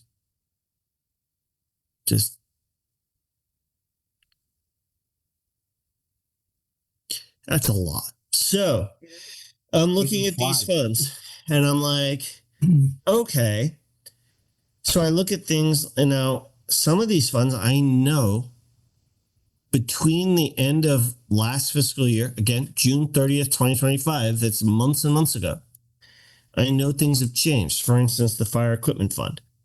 We had $435,000 in there. However, I know, because I was on this board, that we approved almost $240,000 in spending from that account for their new breathing apparatus and their kitchen repairs, right? So if my math is correct, bear with me, I am literally backing this out on a calculator. The fire equipment fund has $196,000 left in it, I think. And we know, of course, that we have to spend $137,000 a year to pay for the fire truck. That's a lease. That's locked in. We have to spend that. We have, according to this spreadsheet, according to the audit, there was $425,000 in the multi-use building fund. Now that fund was originally intended to help us build a community center, right? But we threw the ARPA funds at that. So it raises the question, do we need $425,000 in that fund? Or rather, Do we need to keep contributing depending on to what it? we spent this year, because I know there's some more stuff that needs to happen at that community center, so don't get me wrong. Did we spend some more? What is that number really? But that said, do we need all that money in there? And let me just finish those because I got a couple more, and then by all means, go ahead. Yep. Road Improvement Fund and Town Aid Road Fund. We have two road funds apparently. I don't think I fully realized that in the past. According to the audit at the end of last fiscal year, we had $323,000 in the Road Improvement Fund and almost $118,000 in the Town Aid Road Fund, which is $440,000. Now, How much in the road improvement? 300 and what? 323. Okay. 9. Thank you. 323,009. Okay. And then 117,906 in Town Aid Road Fund. Put those together, it's about 440. I'm rounding. Okay. So now less expenditures, of course, since then, but also those money, we loaded money into those too, or at least into the Road Improvement Fund, and then we get Town Aid Road money from the state.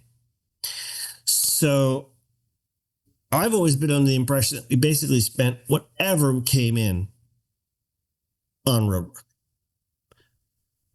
But if that's not quite so, if we do in fact have $400,000+ built up there, we should consider what we're doing in terms of loading into that fund.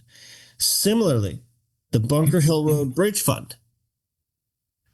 According to this audit, we had almost $440,000 in that sitting there at the end of last year. Now, my recollection is that the Bunker Hill Bridge, number one, it's one of those things where we had to lay out money, but we got it all back. And two, did we get it back yet? Project's done. No, Robert. Yeah. Robert, can I jump in? Yeah. Go ahead. Okay. So what's happening here is the money that we had to front load to do Bunker Hill. You get reimbursed that. When that job's done, Long Hill comes along. We have to have the money up front to do Long Hill. So as the money comes back, that's to do a multi-million-dollar Long Hill Bridge, which starts this spring. This money isn't just extra money laying around by any means. Okay. As far as the road fund goes, Robert, let me just continue for a minute. Yeah. Let me continue with that one. So what happens then is when that job gets done, there's culverts in town that cost over $1 million a piece to do. There's Lake Road, Bossola, there's Bear Swamp, there's Hutchinson, there's a whole bunch of culverts that are failing, that when Long Hill's done, the money that comes back to us will do those culvert projects. Okay, so that's how Eric had that all set up to work so we can do these jobs. As far as the road fund goes, the reason we've been funding that all these years is it costs over $1 million to do 1 mile of road. I mean, you're still on the road here, Eric. What does it cost to pave a road? So we finally have our roads in some kind of decent condition, but they're going to keep on failing and wearing out. And you don't want to suddenly wake up when they say, the roads are shit again. So you're building up a road fund so that you can take care of these roads. I am 110% in favor of us continuing to hammer away on our roads. Like, we've made progress. It's so good, and I want so much more of it. I just want to know what we have versus what was coming down the pike in spending. Vis-a-vis Bunker Hill Road, fair enough. We might just want to rename the fund. The reason I bring this up, though, Bill, is this. Bridge and Culvert's a separate fund, right? We got, according to the audit, $500,000 in that. Now, I don't for a moment think $500,000 in Bridge and Culverts is enough. But if you had, and this is my thinking, and I'm just going to preface this by saying what Bill said complicates this. If you had $440,000 sitting in a fund that you could close out and you had $520,000 sitting in another fund, put them together, it's almost $1 million. It's 955. However, we have that other culvert, or rather bridge, that we have to do. That is it's another one of those Bunker Hill projects, right, where we lay it out and they give it back to us.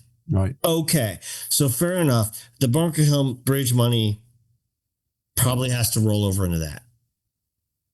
Okay, Yeah, that's what the plan is. I'm not, again, fine. I don't have a problem with that. I just wanted to ask the question. In terms of bridge and culverts, if we do have $500,000 built up, great.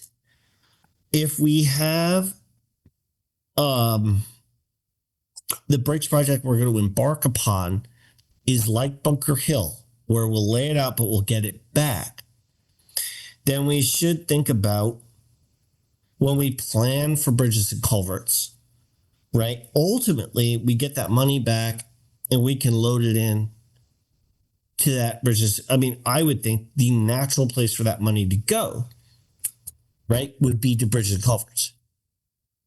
Once we're done, and I don't know how long that's going to take.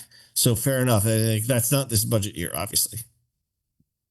As for the road money, again, I don't have any problem. I want to go like gangbusters on our roads. I would be thrilled if we could do even more road work than we do. The issue that I have is, if we had, as you know, Bill, we put in about $400,000 a year into our road fund, right? 385 last year, but usually we try to shoot for 400. Right. But if we have, between these two funds, 440 sitting there, then I ask the question, did we not spend it? And this is where I need Lisa. This is where, and there's, everybody understand, I'm looking at an audit that only gets us through June 30th of 2025. It's 8 months ago. Right? So I'm looking at this and I'm like, I know we've spent some of this money. Yeah, because I'm looking into Bunker Hill and what's in QuickBooks that I'm trying to understand. And there's been a lot of activity in Bunker Hill. I bet there has, because we're putting money out and they're giving us money back. Yeah. No doubt. My main question, to focus this, Lisa, a couple questions. One is the two road funds. I'm a little confused. One is Town Aid Road, which seems to be the fund. I assume that's the fund where the state gives us money and we plunk it down into that, because that's where we got to put it. We have to find a place to put it, so we put it there. And then we have Road Improvement Fund, which I assume, and correct me if I'm wrong, is when we as a town vote to say in a given budget year to put $400,000 towards our roads, that's where that money goes. Is that right? I'm thinking and we always did that. We always stuck 400,000, and we would use, depending on the public work director, we would use, some years would roll over a couple years worth, but in the most recent year that I was there, we were down pretty low to get rid of all of that. Now, the first question, what was the first fund you were talking about again? Sorry, back to the roads. We have two road funds, Road Improvement Fund and Town Aid Road Fund. And Town Aid Road sounds like the grant. It does. And I don't understand how that either. It's in a separate account here. We never did that. You just put it up in revenue. And then when you used it towards your roads. Right. And we have never put our Town Aid road money in revenue. Now, why we didn't? It should, what I always did, I put it when those governmental revenues, that was listed right in there with those. It honestly, I think it should be there. But the point is, according to our audit, at the end of the last fiscal year, we had almost $118,000 sitting in that fund. You would expect it to be spent. But apparently at the end of last year, it wasn't. So the only reason I asked the question, I mean, I'm not trying to be a nudge about this, but if we have $118,000 sitting in a fund for road work, we ought to use it for road work. Should we transfer it, or spend it on our I road don't work. think you can transfer it anywhere. Yeah. And then And then it you has have to be for roads. the road improvement fund. According to last audit, at the end of the fiscal year of last year, we had $323,000 in it. So let me back up and explain my mindset. I was always of the belief that basically every dollar we threw at roads got spent. We have an infinite amount that we could spend on our roads, frankly, because of how far behind we were.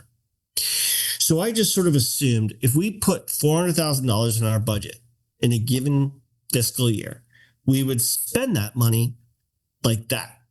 And it doesn't seem to have happened. And so that's where I think to myself, all right, hold on a moment. If we actually have $400,000+ sitting in funds, I'm not against, I still want to fund our roads. But what do we need to load in this year is a little bit of a different question than if I thought those funds were zeroed out. You see what I'm saying? I totally get what you're saying. I mean, but what all I've ever seen is, every year might go from like 380 to 420, but every year that's what was put into roads and it eventually got used. We had capital. We could leave capital there and not touch it for 2 years. You had to touch it within 2 years. It goes back in general. That was our policy and our charter. I don't know what it is here. I haven't had a chance to dig into all that, but they pretty much, because they figured roads always needed improvements, always needed repairs. It always feels like we're just catching up. So don't get me wrong on that. I am 100% supportive of getting our roads in order. But Rob, what I think they're trying to do is they're trying to build a road fund because $400,000 is nothing. It's nothing. I know it costs millions of dollars to do 1 mile of road. I know. What they're trying to do is they're trying to build up every year and put money into the road fund. So when you got to pave a road or miles and miles and miles, so it's not like you're going to use the $400,000 every year. It's a road fund that you're building up so that you can do big road projects. Yeah, I don't disagree with that, Bill. I think I had a different concept in my head, and I wanted to just talk about it. But I don't. Again, I'm with you. I know there are roads in this town that, when we get through some of the other work, where we have to just rebuild a road, and it's super expensive, and I know that. So, again, I'm not necessarily criticizing. I'm just trying to sort out what the heck we have, and then what we need. I could get a bill, from road work. It would be one road. It would be $299,000. Oh, and that's one road. You could spend $1 million a mile if if you're doing it right. Really, the full rebuild asphalt. I think. They walked us through this a couple of years ago. It's staggeringly expensive. Yeah. So don't get me wrong. I'm not against it. I want to figure out what we have. Multi-use building fund. Again, do we have $425,000 in that fund? Because that's what the audit says from last year. I'm actually looking. I think it looks pretty. I'm not going to guarantee it, but I'm looking in one of the QuickBooks, and it's pretty close to that. Whereas the roads, I'm not seeing as much as you're talking about, but I don't see town 8 road. The only town part that road improvement I see is like 200 something. Yeah, we may have spent, again, this is it. This is the issue, right? So June 30th, we've spent money. Fine. And I'm all for us. Yeah. I want us to do that road work. Mm-hmm. If we spend every penny of this, I'm good. That's great. We need that. But the multi-use building fund, that one I keep coming back to because I'm like, wait a minute. That was originally intended for the community center, and we built that. Now, I know we've got a few things we still got to do there, but I don't know that we have $425,000 worth of work to do there. I wonder, though, I don't know how they applied the revenue, because didn't most of that get paid for with ARPA? ARPA. So we took almost $1 million of ARPA funds and built that building. Yeah. That building still needs a couple things. It still needs some kitchen work. Yep. There's kitchen work. And it needs, and there's discussion about the ground floor, the basement ground floor level. That said, the reason I bring it up is 425 is a big number. I don't think the kitchen is anywhere near so we have to consider as a board, do we need that much money in there? Or should we take, say, by the way, this is a completely made up number. Should we take $200,000 out of that and put it somewhere else? But can you do that? Like I said, I haven't, you would have to have a vote on that, I thought. I don't know what We would vote. We would absolutely have to vote on that. Okay. I was going to say, because if it's dedicated to that. And the other thing I wanted to say, we can do fund balance transfers, though. We do have that authority. Let her talk for a minute. I wanted to say, I don't know if the ARPA funds are applied or not applied to that balance. That's why I want to make sure that balance is correct. Okay, fair enough, Lisa. We should run that down. Yeah. But I know you want to use whatever you can for revenue. I get that. I just want to be careful that we're doing it properly. That's all. 100% agree with you. I do not believe there's a penny of ARPA money in that fund. I don't think that's how that worked at all. No, and it's okay if there is, because it's like that's where it should be. But now you still have to spend it on that building. That's correct. Then it's earmarked. No. Yeah. I really don't think that's how it went down. Okay. All right. Yeah, I just haven't had a chance to look. That said, I am open to the possibility I'm wrong, and we should run it down. The other ones are like, again, fire equipment. I think we, at the last audit, again, at $435,700 in there, but I know that we spent about $240 this year on their breathing air apparatus and kitchen repairs. So if my math is right, we've got 196 left. And I know the fire department, of course, we always want to try to stay ahead of the next thing. And the next thing, we know we have a $65,000 compressor request coming from them, that sort of thing. So when we talk about what we load into the fire equipment fund, if I'm right, and we have 196 in there, and we have 65,000 coming from a compressor, and assuming we approve it, then we know what we've got. We can say to ourselves, okay, we have 130. What did you say you show in the fund? So according to the last audit, at the end of the last fiscal year, in the fire equipment fund, 435,700, right? But I know from being on this board, we approved the expenditure for new breathing apparatus. $290,000, has come out since July. Right. So $290? Yeah, there's a fire equipment payment that came out to M&T Equipment Lease in September. And then there's $163,000 that came out to Municipal Emergency Services for the breathing, I think. There's not $400,000 there, Rob, because you're looking at June and we spent money. But we put money in too. We put 137 in. So the 137 should cover the lease payment. There's also another 7,000 and another 600. Right. What I was getting to is this. The 137 that we load in every year, that's locked in. That's the lease payment. Right. I'm not going to touch that. Right. No question. That has to pay for the fire truck. Mm-hmm. So you're going to see that going out every year. 137, I believe, is the number.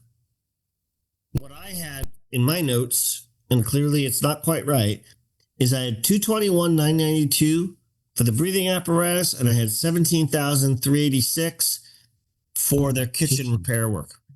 So that came to 239,378, but 240. All right, let's just round up. That's what I had. So if we have more than that going out, and it's not the fire truck, then I'm missing something, and okay. Well, what is that? I haven't had a chance to look. What is that M&T Equipment Lease? That's not the fire truck? Or are these partial payments? Well, how much was the M&T thing? $120,031.15. Sounds like the fire truck, but I thought it was 137. And that's what it looks like we put in there every year, yes. And like I said, I haven't had time to look, but do we not also put something in there for like gear and hose every year, and that's added to the 130 to 120? I don't know. I haven't even found, the contract is probably in the town manager's office. So I don't have this stuff. No, I hear you. And this is what I'm looking at. I mean, look, my recollection, Lisa, that payment sounds like the fire truck. Okay. Yeah. That 125, that sounds like the fire truck. Mm-hmm. Sounds like the lease because we leased it. We couldn't Yeah. afford to buy it. We leased it. Anyway, all I'm trying to say, and I'm not trying to hold this is like scribbles. Come on. I'm not trying to hold this up as like, guys, this is gospel. This is what we have in there. Yeah. I'm simply trying to say that just as somebody trying to sort out what we've got, where we are, where we're going for capital, we got to sort this out. And so this is why I asked you, Lisa. This is why I've been emailing you and this and that. And I'm going to let it go now because frankly, these numbers are all fuzzy, Mm-hmm. right? Yes. My numbers, I don't ask any of you to take my numbers and put any real stock in them. I'm just saying this is me sitting there with the last audit and going through what I remember we agreed to spend, what we agreed to put in, and trying to net it out. But this doesn't mean that's reality. When we So go what to are you saying? a $1 million capital budget, we have to know what we're starting from. That's Yeah. And in my previous job, I'll tell you, this was done a long time ago, but this has been like a circle. And there's due to, and there's due from, and there's QuickBooks 21, and there's QuickBooks 23. And I'm trying to circle around, gather around the wagons and figure out what is in there. I am closer. I'm definitely closer. What did you say was left in fire? What you think is left in fire? Oh, I mean, again, we've already blown this because you already told me it's wrong, but 196, 421. Well, this is saying something about a little over 200. But again, I want to look, and see if everything's been covered, where the 137 was entered this year, because I'm not sure if I'm really, let me just look at one thing. I mean, all I did, Lisa, is I went back through my emails and I pulled out the quotes we had for the SBAC, which is the breathing apparatus, and the kitchen repair work. And I tallied them and I subtracted them from what the balance was shown in the audit figure, right? Figuring that the 137, I thought the 137 represented the lease payment. So I just figured that was netted out. So I just ignored that. And I just said, okay, what do we have to start? Here are the two things I know we spent. And I get to 196. Yeah. And you know more than I do because I wasn't here last year. and I'm happy to walk you through that. And Wally is another resource. Do you know, have you met with Wally at all? Only what I saw in here last week. Okay. Yeah. He's another resource. But that's when I look at the fire equipment fund. Again, if there's 196 in there, great. That's just a number we need to know. It doesn't mean that's enough. Doesn't mean that I'm actually going to cut something. I just want to know what's there before we start. No, I don't blame you. Yeah. I just wish there were more hours in the day. Indeed. And there's a couple other funds in there where I have question marks. There's something called the non-recurring or reserve fund. I don't quite know what that is, but it's got $40,000 in it. 41,000. Our tree fund looked like we were underexpended. And again, that's gone. I don't think there's any of that left. Yeah. Great. Okay, that's good to know. If that's gone, I don't think so. Fantastic. I'm not sure, but it doesn't look what I'm looking at. And again, I can't verify this is correct or not, but it doesn't look like there's much left. And I was just looking to see what had a lot of activity and what didn't. So that's what I'm looking at right now. No, the tree fund, we were doing great work with it. I have no problem. If we spent that money, it's been well spent. But just looking at the audit. When you have $18,600 in it, and then we loaded 50,000 in, did we spend it all? Apparently we did. Okay. $68,000 in tree work. Cool. Fine. But then I just want to know that. That's all. So, and again, I mean, the reason I ask this is just because our capital budget is about $1 million, right, guys?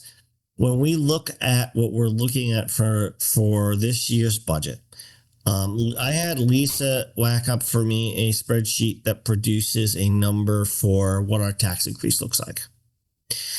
That spreadsheet normally is a tab in our budget spreadsheet, and I'd like to get it there, but right now it's a separate spreadsheet, and we're at 9.5%.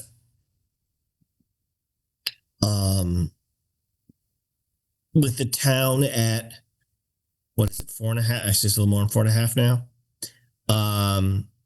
Yeah, 4.5 for the town, 2.9 for RAM, and 10.9 for the school. All of this ends up at a 9.5% tax increase, which I've been here since 2007. I don't think we've seen that. So I looked at it and I thought to myself, and I looked at the numbers, and I thought to myself, what does it take to get us to 5%? The answer is $450,000, basically. 455. Yeah, we're at 955 increase. So if you get down to 450, you take 450 out of that, you get to a 5% tax increase, which is not a small thing in and of itself, but it's not 9.5. Where do we find it? I think we need to talk about AES. Well, we have to talk about all of it. Yes. Well, we do. We have to talk about what we want to recommend there. We got to talk We have to talk about that tonight. because we We have to talk do. about that tonight. Okay. We do, and I'm not trying to dodge it. Okay. We have, just to be clear. So again, we have, if we look at, hang on, let me pull up the other spreadsheet again really quick. Sorry. So the AES requested increase is $498,189, right? Just about $500,000. RAM is 120. Can't really do anything specific there. We can hope it passes or fails, but it's 120. And then the town budget right now, as it stands, my understanding is the differential between last year and this year is $190,790. So just shy of $200,000. So if you think about it in in rough terms, you're looking at $500,000 from the school and 200,000, just shy of 200,000 from the town. And that's somehow between those two, we have to find some money. We have to find something, or we have to pull from fund balance. But I will say, and I've said this for years and years, if you do plug a hole with fund balance, you just have to understand it's a one-shot deal. You haven't fixed the underlying issue. You've cushioned the blow, right? If you take money from fund balance, if we do have, because if I'm reading the audit right, we actually are pretty good in a good spot from a savings perspective. But if you pull from, say we find some of these funds and we move some money around and we decide, hey, we can use some of this money to cushion the tax bill, you fixed it for 1 year. Yeah, and then next year rolls around. I don't think we're at a point where we want to talk about. It only does so much. Like, I'm not against. I think everything's on the table, but we should recognize that when you have an operating budget versus capital, it's one thing to take money from fund balance to throw at a specific capital need that's done in one shot. It's another entirely when you take it and you throw it to plug an operating gap, right? Yeah, I think right now we don't know enough about the details of the fund balance to even talk about that part of it. No, I wanted to raise it, and then I'm happy to let it go at this point, Liz. That's fine. I think we should come back to it our next meeting. Yeah, I think that's entirely fair. I think we need to move on and talk about people's thoughts about school, because tonight's the night we have to make a recommendation. Mm-hmm. So, and to be clear, I'm just going to throw it out there, everybody. I think you're all aware there have been dual legal opinions and this and that. My take on this is that we ought to make a recommendation. My take is that there are dueling legal opinions. I don't want to really deviate too far from what we did last year, which is what we can tell the Board of Ed that we think something. If they go in and the budget fails and it bifurcates, last year we then stepped in and we made a cut. My intention would be to follow that basic paradigm unless and until we get to a point where maybe there's a charter revision or a charter gets clearer. The way it is right now, you got dueling lawyers. I am not myself a lawyer, although I am very familiar with legal arguments. I have my opinions on who might be right and who might be wrong, but I am really reluctant at this point as a board to do more than recommend at this stage. So, but that said, I think our job would be to make a recommendation. If, before we go to town meeting, before we go to town hearing, tonight, make a decision to say, all right, look, you're asking for almost 11%. And here's what the Board of Finance thinks. I think that's perfectly reasonable to do. And we should talk about as a group, what we want to get down to. And this is where I bring up the spreadsheet, and I apologize. I kind of have it and you kind of don't. I'm looking at this spreadsheet that Lisa gave me because it's a draft form and it's got its issues. But, what I'm seeing on this chart is that we're up in terms of what we need to raise by taxation, $955,000. And that's 9.5%. So if you just think about it, I mean, what we raised last year in taxation was just a hair over 10 million. So it's actually pretty clear math, pretty easy math. If you want to get to 5%, you know what your number is. If you want to get to 6%, you know what your number is. So the question is, what number are we trying to get to, guys? What number do we think this community can accept and absorb, right? I would like to know what people's thoughts are on the AES. I don't want to back into a certain number that will fit what the town budget is. I want us to discuss the AES budget because I'm not comfortable with it. I honestly don't think we don't really know what those numbers add up to. We've all seen the presentation. The presentations that were given, even in front of the Board of Ed, were not specific enough so that the Board of Ed looks at the line level. Like we look at this line level, we know how much every employee makes, and we know how it all adds up, boom, and we know how our budget comes together. And I asked this question in a Board of Ed meeting, and they said, oh no, we don't do that because that's why we hire Valerie, we trust her. So given the fact that last year they asked for 9%,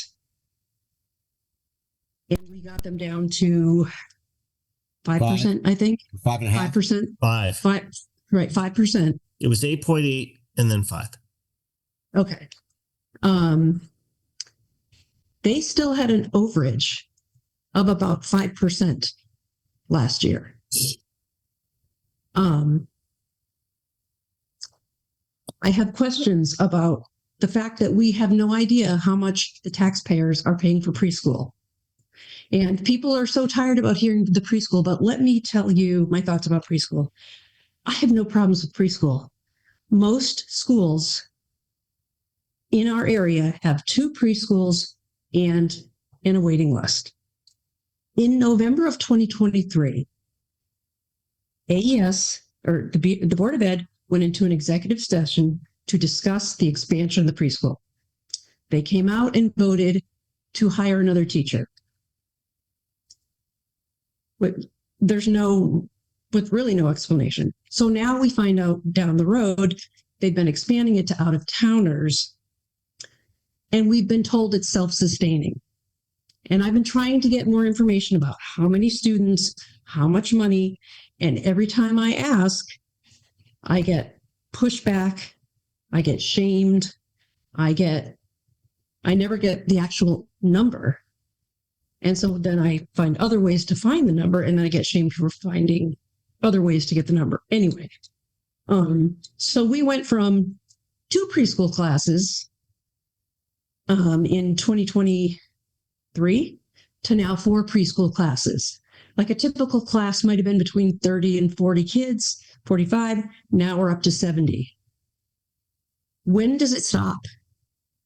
So people are coming to Andover because there's the COOL program. They have a full-time preschool and a before and after school program right in one space. They're not coming here for any other reason other than that, in my opinion. And I am afraid that we don't know how much of that is coming out of the general fund, because even the Board of Ed doesn't know because they don't ask.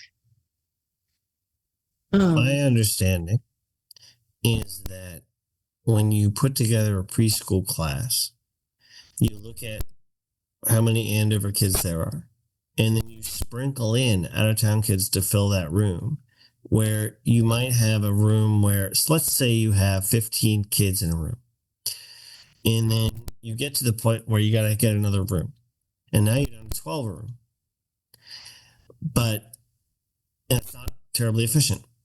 So you say to yourself, well, I could put 2 or 3 out of towners in there, bring in some tuition, and it actually benefits us.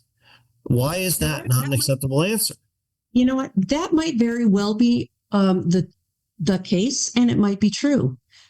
But we are never privy to the data to understand that. Rob, you know that's true. We can't get the data. They won't show the data. And even the Board of Ed doesn't ask for the data. We don't know how much it's costing us for all those benefits for 8 teachers that are in that classroom or in that preschool. And next year, we're facing universal preschool. We have no idea how that's going to affect us as a town. So that is one of the issues that really bugs me. Seems to me we're teed up. If I sent over and said, would you send me a profit and loss statement for the preschool? Do you think you could get that, Rob?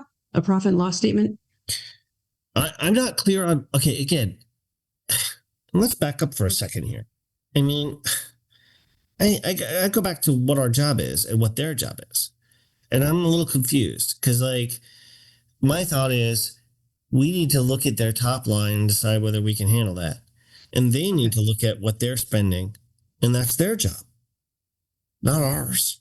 Well, we are determining how much we're funding, and we really don't know how much we're funding.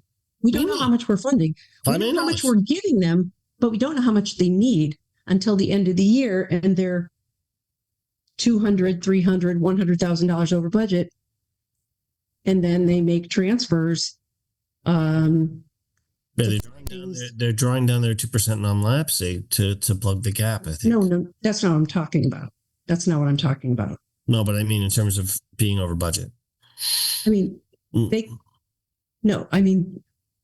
can take the 2% if they're underfunded, if they don't spend all that money. I understand that. Can I add something? Go ahead. Yes. Okay, I very much agree with Liz. We have been trying to get data from the school, and they are not transparent. And what we need to do is determine what we feel is a good number for our town people. And like the superintendent asking for 11%, where everyone else is getting 6%. That to me is kind of high. And when I asked certain questions, it kind of went around in circles. I didn't get straight answers when I asked that. So the transparency is not there. So we need to kind of determine as a board that there should be a reduction in that budget, and they need to figure out how to spend it. We are not telling them how to spend it. We never tell them how to spend it. We need to get it down so the town is not going to be taxed 9%. Yeah. All right. It's simple as that. And then, of course, the obvious question then is how much, and then what does that do? Like, I have the spreadsheet. We could talk about this. Yeah. If we ask them for a cut of X, what does that compute to? Right. So just as an example, guys, I'm trying to be very practical here. Okay, everybody, I'm not, so if we look at this, every $100,000 is essentially 1%. Okay. So AES is up $500,000. The town right now is up just shy of, they're 190. Okay. And then RAM 120. That computes to a 9.5% tax increase, which I think we all agree is very high. So in order to get it down, every $100,000 you knock off that, you get a percentage down. So if you want to get from 9.5 to 5, let's just, as an example, You need to find $450,000. That's my point. I'm trying to focus this on what the numbers are and where we're going to ask for them, and we're going to find it.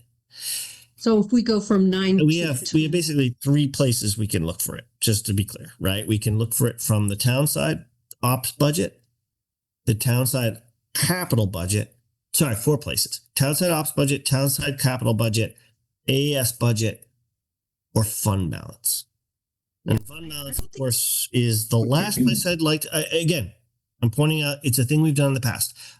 Right. I'm only putting it out there because it's real. It's a thing you can do. I'm not saying it's best practice. That's all I'm saying. So those are the places we can go to find $450,000. If you want to get to 5%, if you want to get to some other percentage, you need a different number. I'm throwing it out there. Those are the numbers. So where do we find it, guys? And what do we want to ask from AS? If we want to make a recommendation to the Board of Ed tonight, cool. We need to entertain motions for that, and we need to think about what that number needs to be and what the effect it has on the overall budget. If we ask them for a cut of $100,000, telling you right now that's 1%. That gets us to 8.5. Just so you know. Okay, Rob, thank you. Yep. Rob, I would like to hear. I'd like to hear other people's thoughts. Somebody was about to talk. Yep. Oh, who? I'm sorry. Well, first of all, when I add up 520, 120, or 500, 120, and 191, I don't come up with 9, whatever you keep on saying, Rob. I come up with like 800. Yeah, it's interesting because I'm going to this spreadsheet, and what I've got for Andover Elementary is a little over 5 million. RAM is 4.25, and I got a town budget with capital at 4.4, or just shy of 4.4. So I plugged these numbers in. Before I put in the changes from the last Board of Selectmen meeting, we were at 9%, and now we're at 9.5 because they increased some things. I just want to point out, Monday night, I don't know if you're all aware of this, a number of town salaries were increased, and it changed our numbers. So hang on a minute, guys. While we're here, let's do this. Let's share my screen. Okay, can you guys see this? Yes. Yeah, can you make it bigger or something? Yeah, hang on a minute, Bill. Just try to keep it all in one. My favorite feature is if you scroll and hold your control key. Yeah, that's what I was doing. But if I do it too much, then you can't. Anyone looking can do that. Anyone watching through Zoom could zoom in on it. Oh, now what did I do? Oh, God. Now I've messed it up, man. Look what you did. You know what? Hang on a second. Let me get back to. Can I just say something? Yeah, go ahead, Liz. There's still a lot of the town budget work that we have to go through and do. This is not going to be done tonight. No, it's not. So, I mean, to do all the hypotheticals about if we did this, if we did that, I think we can do that. I think we definitely will have to do that. We did that last year. We went line by line, whatever. I want to know how people feel about just having a hard discussion about AES and seeing what everybody feels about it, because we could probably cut a big chunk off that there, depending on how people feel.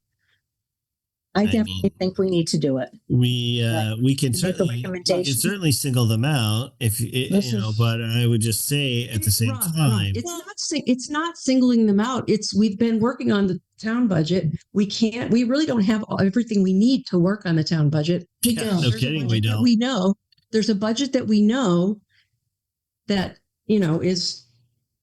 So I got an elephant in the room. Few questions, and some of it may be my newness to the board on AES in particular. The first is we looked at the budget. I'm remembering some specific numbers off the top of my head. Where specifically would would we suggest cutting if we were to cut? The You issue can't tell there, them. Nick, is that we don't have line item authority on their budget. So the Okay, only we thing we don't. can do, We don't. we do No. not. Even if, you take the full Dennis O'Brien approach that we can cut them anytime we want, it's a top line cut. So what we can say to Okay. them is, look, you asked us for $5 million, guys. We're going to give you 4.8. That's the thing we could, or, well, let me put it this way. At this point, I would say we recommend that. And then if the budget makes it through and we bifurcate, then we do what we did last year and we step in. But the point being that the idea is that we as the Board of Finance recommend a lower number, and then the Board of Ed, it's their job to sit down and say, well, if we only got 4.8, what will we do? Right? So ultimately, regardless of where we sit at the end of this, we'd either make a recommendation to their team or not to cut the budget. Mm-hmm. And then if it would be up to them ultimately whether they move forward with that budget or not, if I'm Yeah, understanding. they have the ability to then write back to us and say what they want to say. My take would be that at that point, we go to town meeting and we see what happens. Last Okay. year, this is what occurred. Last year, we went to town meeting. If my recollection is correct, the budget actually made it through town meeting. We went to referendum. It failed at that point. And at that point, when it failed, the budget bifurcated. Now, when we have a referendum, there are what are called advisory questions on the ballot that'll say things like, do you feel the town budget is too high, too low, or just right? Do you feel the school budget is too high, too low, or just right? And what happened last year was when the budget failed, most people said town budget's okay. And a majority, it was like 55-45, said something like, the school budget's too high. And so when we got the budget back, what we said was, okay, we've got to cut that 8.8% down. And we, at that point, took action to do so. And we cut it to 5. And the Board of Ed rolled with that. They did what they had to do with that. The thing is, we have never done, and because we don't have the authority to do it, is to reach down into the budget and say, this particular thing, this salary, this particular educational choice, this supply number, whatever. That is not our job. I don't think anyone is interested in doing anything like that. No, Nick raised it. So he was talking about what we specifically cut. And what I'm trying to explain, and I may be going on, and I apologize if I am, it's just to make clear that that isn't the idea here. Yeah. I'm just wondering what we're gonna what we want to do with that. I do also have some homework that I did to show the team. Oh yeah, I was too. interested in that. Yeah, I was interested in that. Thank you for doing that, Nick. Yeah, you're welcome. I mean, it doesn't have to be right at this point. I would I'm love just to hear curious. it if you have it now. That would be, I don't want to ruin the, I can grab it right now if it's good with That's all. you, Rob. That's about the salary discussion. It's really, although we can have opinions about it, it really is out of our hands and out of our purview. That gets back to the issue of, at the end of the day, that's the Board of Ed's call. If we say to them, guys, and by the way, this is entirely hypothetical. I'm not putting this forward as an idea, but if we were to say to them, guys, we really think you need to get down to 8%. Just picking a number, guys. Mhm. Okay, that's a 2.9% cut. That's it. That's what we do. Then they would have to take that and say either no, or we're going to do something in between, or we're going to hit that number. But how they choose to do it, that's their job. That's their job, not ours. What we can say is, guys, $500,000, we're just shy. Can I ask a question? Even that's our job. Heather has a question. I did. And thanks, Rob, because I was like Nick, I'm new, so I wanted to know what we do. But I had a question, and I agree with Liz that they do need to be more transparent. And I don't think I really understand the whole preschool and what's involved with that. But you said that they had a surplus. Was that from 7/1/24 to 7/1/25 they had a surplus? And then we don't know if they will this year. No, they won't have a surplus this year. I've asked this question repeatedly. They're not going to have a surplus this year. I think this year is the opposite. They're actually going to be pulling from their 2% account to make their budget this year. And then I think, and this is something we should consider when we make a recommendation, is I think they'll have a little bit left in their 2% non-lapsing fund after they do that, like, going into the next budget year. And one thing we could just say is, look, best practice would be, given the amount of money you're asking for, to zero out that account. The only thing is, my recollection is that 2% account would have about 110 or 120 in it going into the next budget, but that's a fuzzy number. Tim, did you have a question? It does seem, though, that for many years there has been a surplus. Yeah, but that's over. I mean, that's true. There absolutely was. There was a multi-year period where we had, it was 2 or 3 years in a row where we had $200,000-$300,000 kind of underspends. Yes.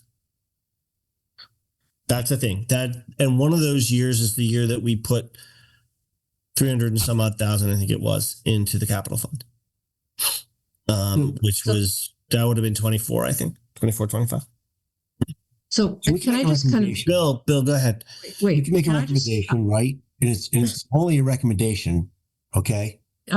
So ultimately the town is going to say, we can say, we recommend 6%. I'm making numbers up. And they say, no, we're sticking with our 11. The town is going to vote it down. There's no way the town's going to vote for 11% increase. We all know that, okay? Right? I mean, is anybody that disagrees with me on that? They're not getting 11% increase. So it'll get bifurcated, and so come back to this board then, and we're gonna pick another number. I mean, so we can make a recommendation tonight, and we probably should. I think we should. But what is that number? How much work have you guys done looking at the spreadsheet that she shared with us? She went over the cost, the teachers' increases. We lost the $45,000 for the psychologists. We lost, or there's a increase in the insurance that we can't do anything about. So you got to look at what she can't do anything about and what's flexible that she can do something about. I mean, is that reasonable to say? That's reasonable to say, but, for instance, the psychologist cost in the budget, there's the $90,000 that's budgeted, but there's a tremendous amount of money that's not listed for all the benefits that are going to go with that role. And all the other teachers and staff. And it's important. The kids need this stuff. I'm not saying they don't. But within the budget, we never can see what is the accurate staffing budget, what are all the benefits, et cetera, et cetera, et cetera. It's spread out in different reports or not listed in a report. And when we ask for it, we never get it. So I would be all for saying, go ahead, spend, but we don't have good information. For as long as I've sat on the Board of Finance, we've been looking for it, and we just can't seem to get a clear picture. Yep. It's been like that for a few years as well. It's tough. I know Eric had tried to get information too, and he couldn't. So we need to make a recommendation. You're saying we have no idea what their benefits are, costs are. We have the number that they give us, but we don't know how the maths. We don't know how it adds up because they won't show us that. And the other thing about the benefits too, that I would kind of just urge us to kind of remember is that usually the benefit number, I think, is given to us by RAM, right? Yes. And from what I understand, when we get that number right now in the early part, it usually goes down until they finally get the real number. So they may say it's 15%, but it may not actually be 15%. The issue that we have with that is this year it's been very consistent. Every single time they've talked about it, it's stayed at 15.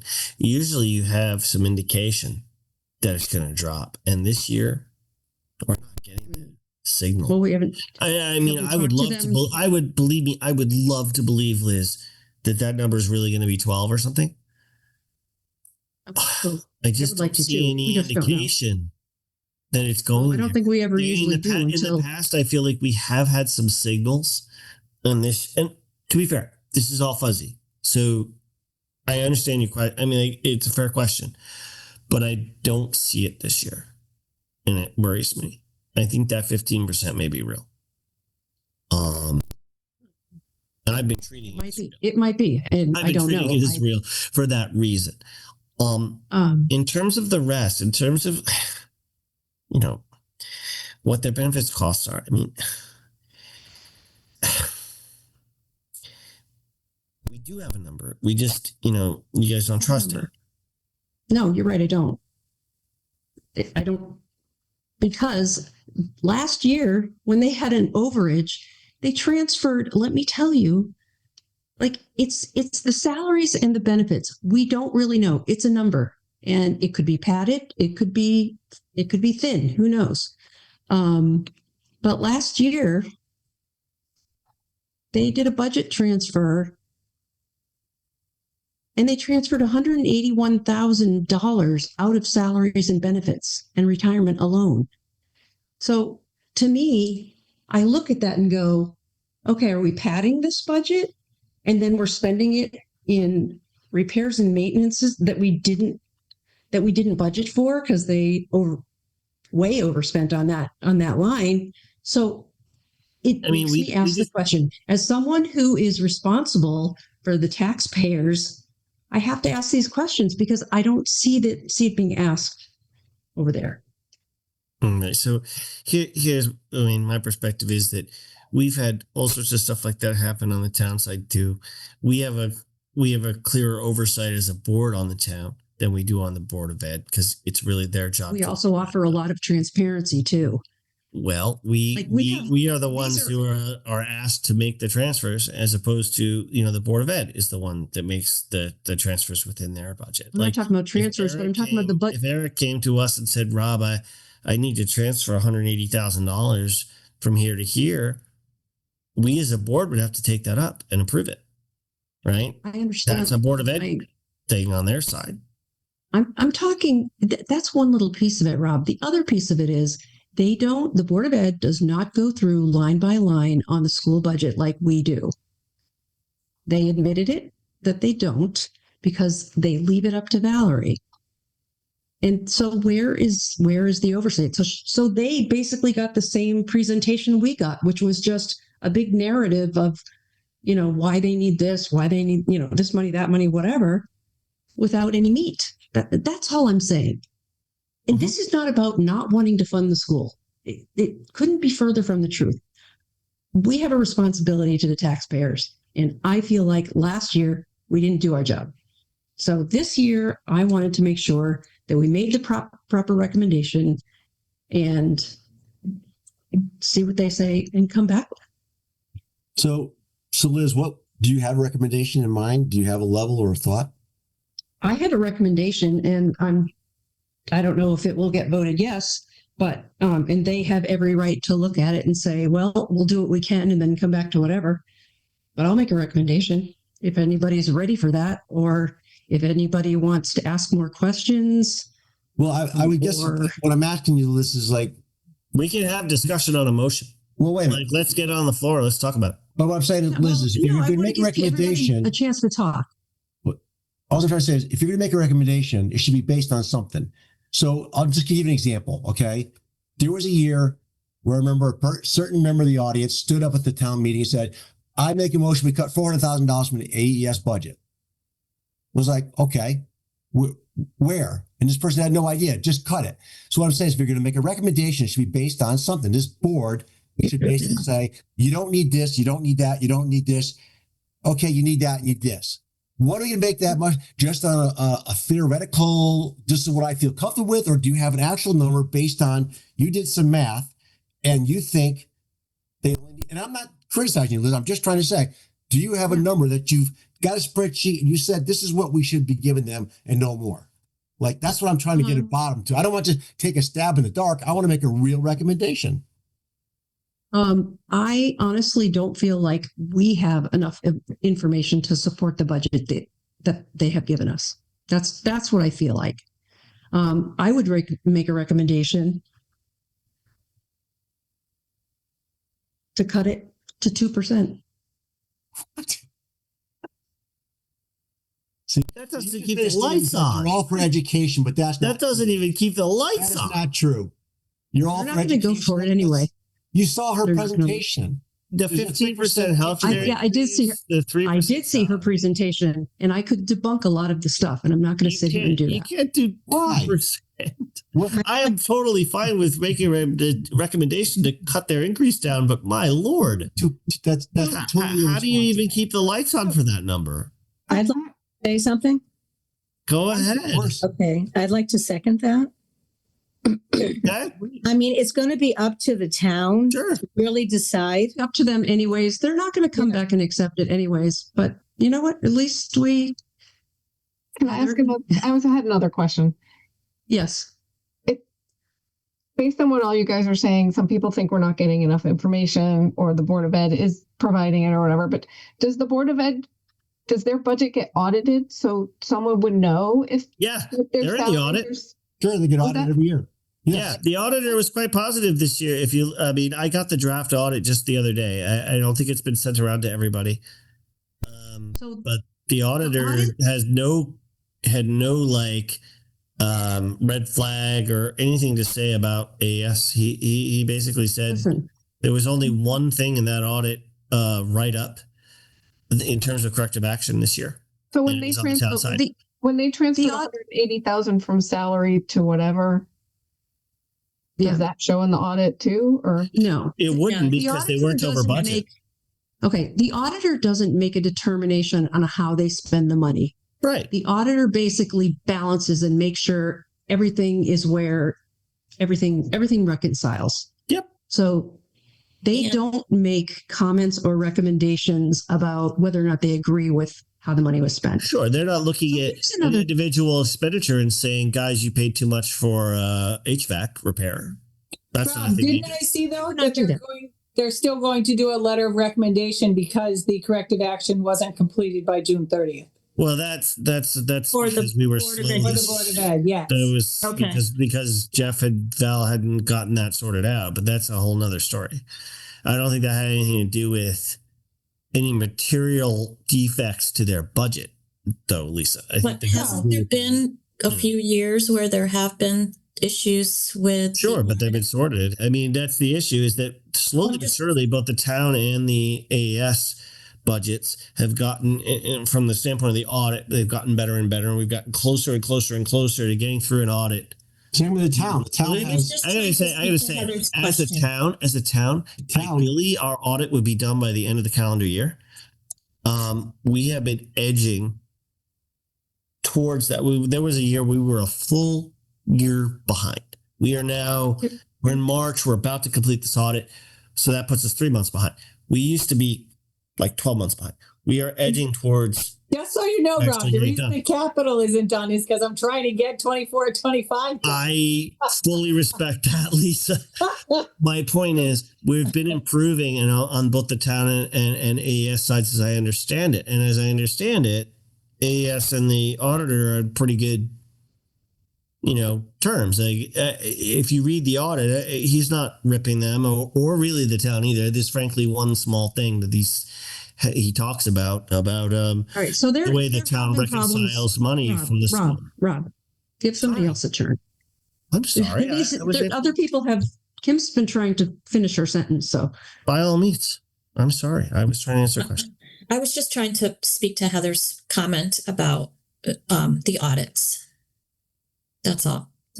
there have been problems in the past with the audits because of lack of communication between the school and the town, and sending the information to reconcile on a regular basis. And we have been, the town and the school has been dinged on that in the past. That has been rectified at this point. But they do not comment about how the money is spent. The other question that I have is that I also know for a fact there is a bank account in the Berkshire Bank where all the other money goes to. So there's a general fund, M&T bank account where the general fund money goes. But then there's a bank account where all the grant money, tuition, cafeteria money, and I think the kids' activity fund, that goes to a different bank, and it's called Berkshire Bank. And that, we have no idea how much is in that. That could be accumulating money that we have no idea what's in that bank. And What are you talking about? The school lunch fund?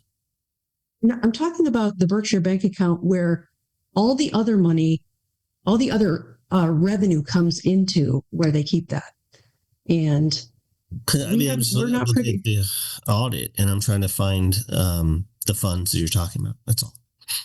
Oh, that would be great if that's listed in there. I mean, we have like 50 funds, and there's a school lunch fund. There's at the end of last fiscal year, there's $6,500 in it, $6,534 as an example. School grants, student activities. There's a slew of these funds. Most of them are not school funds. Most of these are they're town funds. But right. So I mean, we could look over that. This is one of the reasons why I'm asking, Lisa, right. So Lisa would not be privy to this account either. No, I wouldn't. The school has it. It's a heavily guarded secret. It's a heavily guarded secret. There could be. Yeah. Most of my stuff is in M&T. Okay. Well, right. It's a straightforward question. Then, once we have, we just got literally like today or yesterday the audit figures, and these are preliminary, right? Okay. So we could ask the school finance department, what do you know about these funds? The problem that I recall, and this is my recollection from being on this board for a while, is a lot of these funds are held by the town, even though they're school money.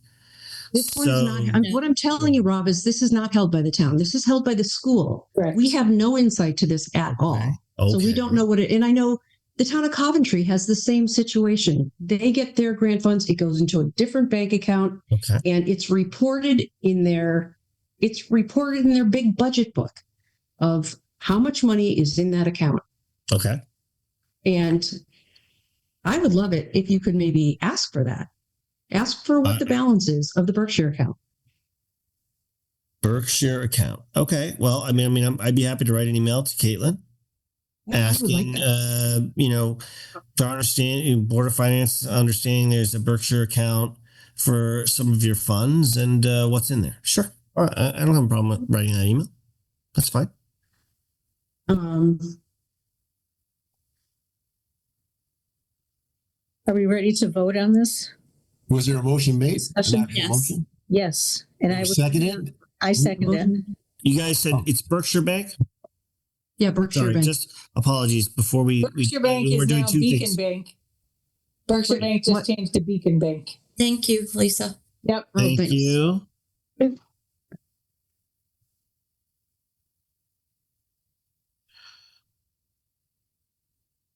In the budget, the 3% that most of the teachers are getting and the insurance, like none of that is going to change, right? No. Yeah, can't change. It's contractual. That is what it is. Contractual, right? Correct. So a 2% that doesn't even is cover ridiculous. That. It's not going to cover that. It's absurd. No. Come on, it's not possible. But it's not even possible. You know that truly. It's at least as crazy as 11%. It's not more. Because that's absurd. Come on. But hey, you know what? We'll vote on it. Can we have? But I'm just saying, what are you basing that on? Let's have a conversation, an intelligent conversation. By the way, let's look at what the numbers are. We don't have any data to support what they're doing. She's told you how much it costs for the increases. She told you how much it costs for the insurance. She told you how much it costs for the if you do $1.2. We don't know how much we're paying for the benefits and all that other stuff for those 8 employees from the pre-K. We don't know. We just don't know how it all adds up. Is there an accountant here anywhere? Is it somebody here, an accountant? Lisa? I'm not a CPA. I only have a bachelor's. So last year they wanted, I think it was 9.9. We arrived at 8.8. It was 8.8. We arrived at 5. Correct. They were perfectly good hiring 2 new teachers and another para and whatever else things they did, and they were fine. So And they had a 5.5 underspend. What? Not this year. They're not Current year, but last year. Last year. If you look at their last year final right, but that was where we put the money into the capital fund for the capital fund. No, that was the year before. All right, just everyone, that was the year before. That was the year before. Just bear in mind with these audit figures, guys, we're often a year or more behind. I would just say, just so everybody understands the motion, I want to be very clear about this. I want everyone to understand it. A 1.2%, let me correct that. A 2% increase. That results in a budget of $4,656,771.21. That is a cut from their request of $406,879.76. If you were to put that in, hang on, and pass that, that reduces our amount to be raised by taxation to 5.5% by my calculations. By my preliminary calculations, to be determined when Lisa and I finally sort this spreadsheet out. But right now, that's the result. You're cutting of just over $400,000 out of their $500,000 request. Thank you. Just to be clear, that's what the motion does. Just so everybody understands it before they vote on it. I know that's extreme. I know it's extreme, but their ask is extreme considering what we've been given for details. Okay. Does anyone, but I don't want to cut off discussion. If anybody has anything further to say, otherwise we will move to a vote. Does anyone have any further discussion on this motion? I guess I'm a little lost myself. We're looking at particular funds, including salaries and including benefits. If we do straight linear math and everybody in the preschool took benefits, I was in the school and I saw how many preschool classrooms were. The maximum, and I'm just doing straight and back of my hand math here.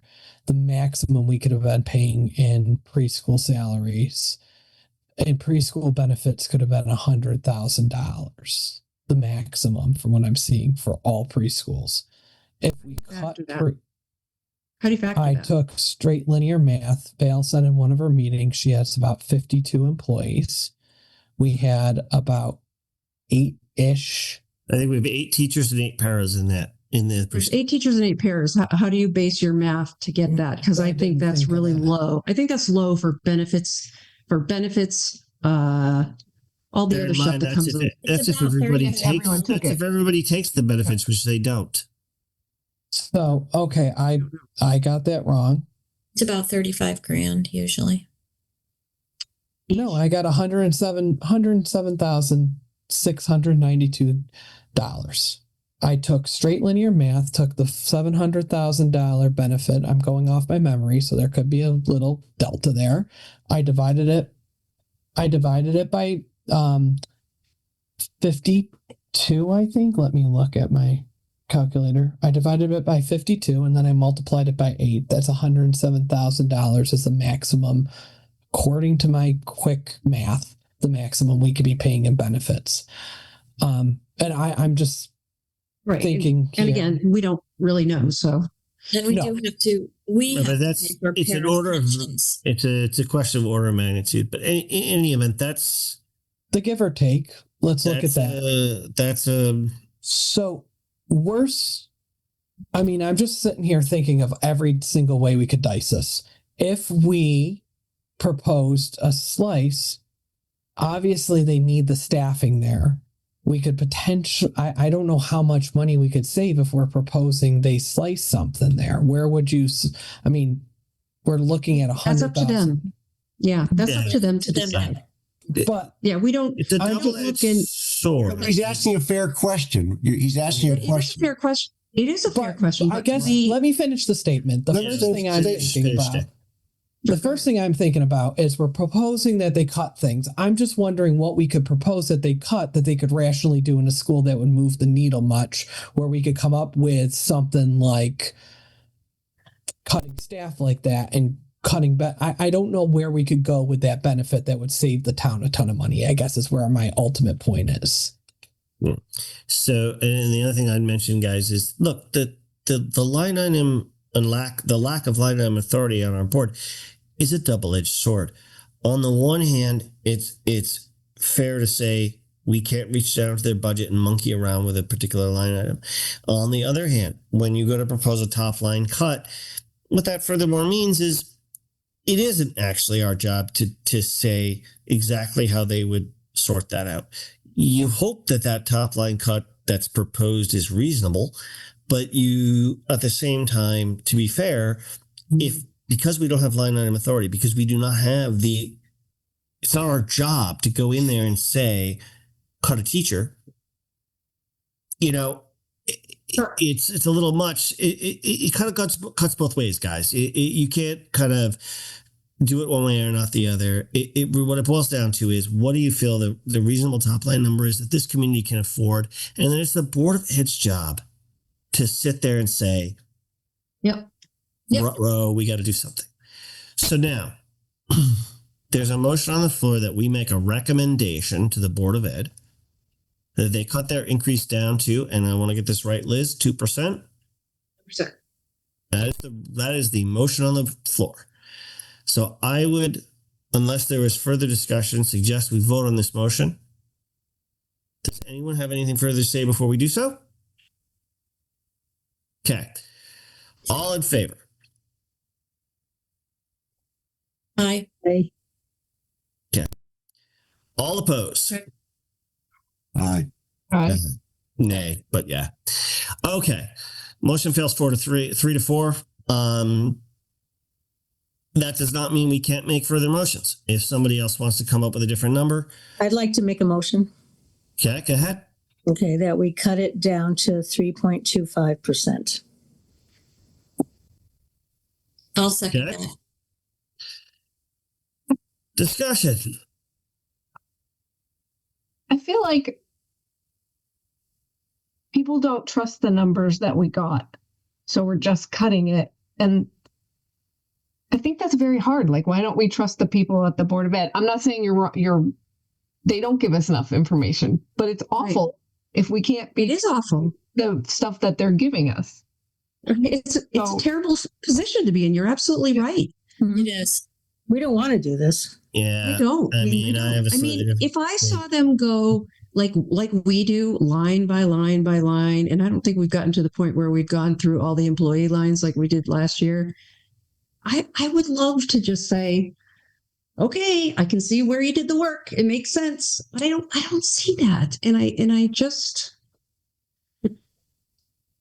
if I didn't get such pushback all the time, and there was more of an easier give and take of a communication, I might feel differently too. It's just, that's all. This might actually create Discussion? Yeah, action. Yeah, I agree, Louise. That's a very good point. I mean, if we get the right, this is not just 1 year. This has been going on for years. And, if we just let it go, we're not doing our taxpayers any service. I'd point out that, yes, you're right. This has been going on for multiple years. And, the Board of Ed's perspective on this is somewhat different. As I think you all know. Sure. We've had tri-board meetings where I don't remember if our newer folks, I don't think Nick and Heather, definitely you guys weren't on the board yet. We had a long tri-board meeting where everybody, not the last one, the one before. There's been a lot between the boards, and there's a lot of built up frustration, and it's not one way. So, as somebody who has attempted to mediate this kind of thing for years, I can only say that I'm trying to work with what we've got and try to find a way forward.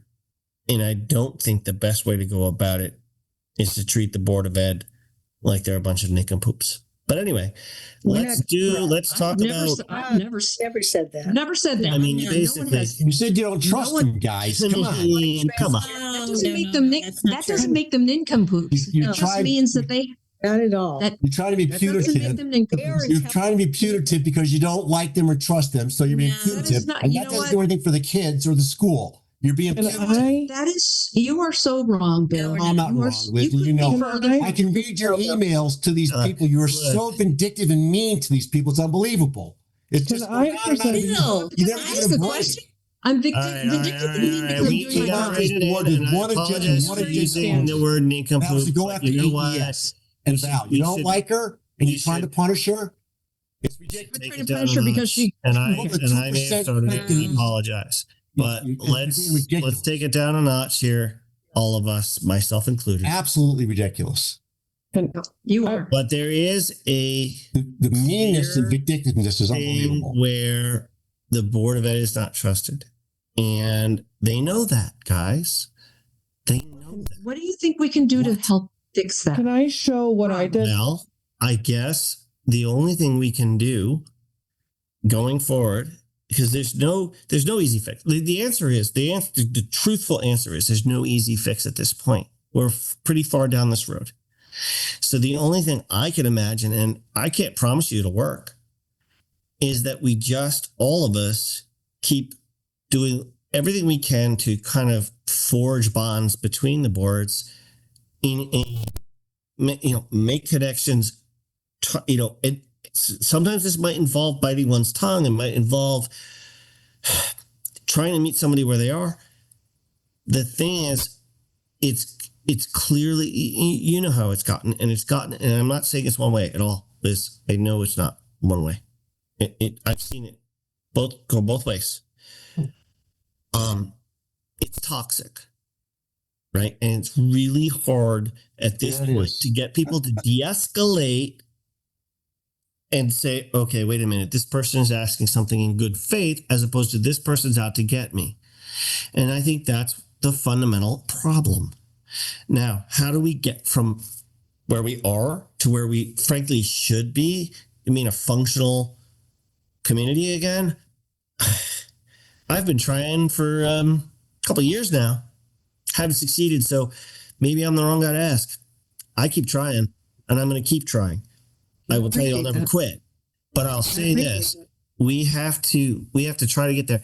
And one of the things that's really difficult from whenever I talk to people on the Board of Ed, they get very, very frustrated with whether it's outright stated or simply insinuated that they don't do their jobs and that they're essentially a pack of incompetents. And I understand, you didn't say those words. Yes, I know that. But that's what they hear. Incompetence. It's questions that don't get answered. Yeah, but it's questions that they don't answer. It's questions they don't answer. Transparency. Yeah. Yeah, and then they feel like 100% transparency. Okay, all right. Okay, so Let's get back to the motion, guys. We are. Yes, let's get on let's to. Get back to a motion. We have a motion on the floor. Somebody second. I think Kim was- seconded the motion. Kim probably seconded it. It was Lisa's motion, correct? I think Nick Nick wanted wants to to say say something. Oh, Nick has been raising his hand over and over. So go ahead. Heather's. No, I did. I raised my hand. I just wanted to. I thought it was a good time, actually. I just wanted to show what I did. So I'm gonna send a request right now to see if I could share my screen. Go ahead. I think I just gave you access. Thank you. I did a little research. It's not as transparent as I originally thought online. I think But, you gave access to other.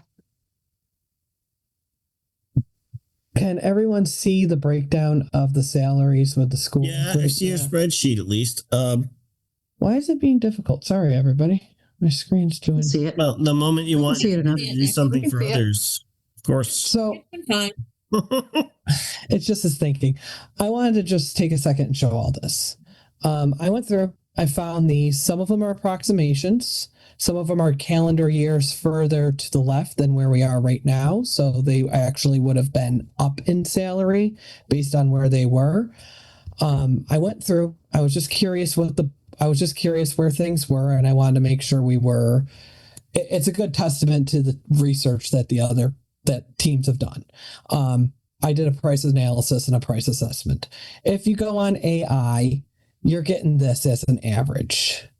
If you go across the different boards and across the different towns and across the different areas, you're getting these.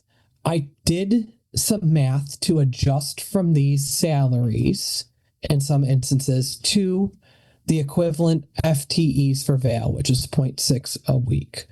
And these were the numbers I got. As you can see, I threw in AESs. We're generally seeing about 5% here. I saw a grant. I saw some of them are incentive based. I don't know if there was any of that in the contract we just had. I saw some were incentive based, and I also kept seeing a common theme of educational reimbursement as I was digging some of these contracts apart. So I just wanted to present this to the team. I did look at it and I did view all the towns, and this is the data I came up with. Where did you find the data? Did you go to the actual town? I did Google, I did AI, I did several different things. I did some estimates. Some of them gave me data for like 2020. So I went through the contract, figured out what the raises would have been to get some of these numbers. So I looked at each individual town. Are you Some looking of them may, also, I'm sorry, are you looking also at the number of people in the town as well? I did not pull that data in here. I didn't. There's a lot of people in it. In Lebanon. It does. These were the towns they used, right, for their analysis? This is their analysis. I looked at that. I didn't compare pupil to pupil. I didn't compare town to town. Yeah. I mean, quite honestly, I ran out of time. There are, every town has their own thing. Like I remember looking at this, Nick and I were talking about it a little bit before he embarked on this project. And like as an example, Bosra, which is unfortunately blank here, Bosra has K through 8. Yes, and Bosra, and Bosra's salary is $74,329. I actually found that on their website. Do you know what the point, like, is that I think it was a 0.4. 0.4? I think it was. What was that? And what year was that? I'll tell you that I have the contract. He's contracted for 100 days out of 180. So what is that? And it's for 205 students. So that might be closest. I don't know. 56, like 56%. The next closest really to us would be Marlboro, who's I believe. Yeah, I had her. They're a slightly larger town, but their elementary is probably a little bigger, but it's a little bigger, but it's the closest to the demographic. It's got K through 6. Right. They've got 465 students. They're the closest really in demographic.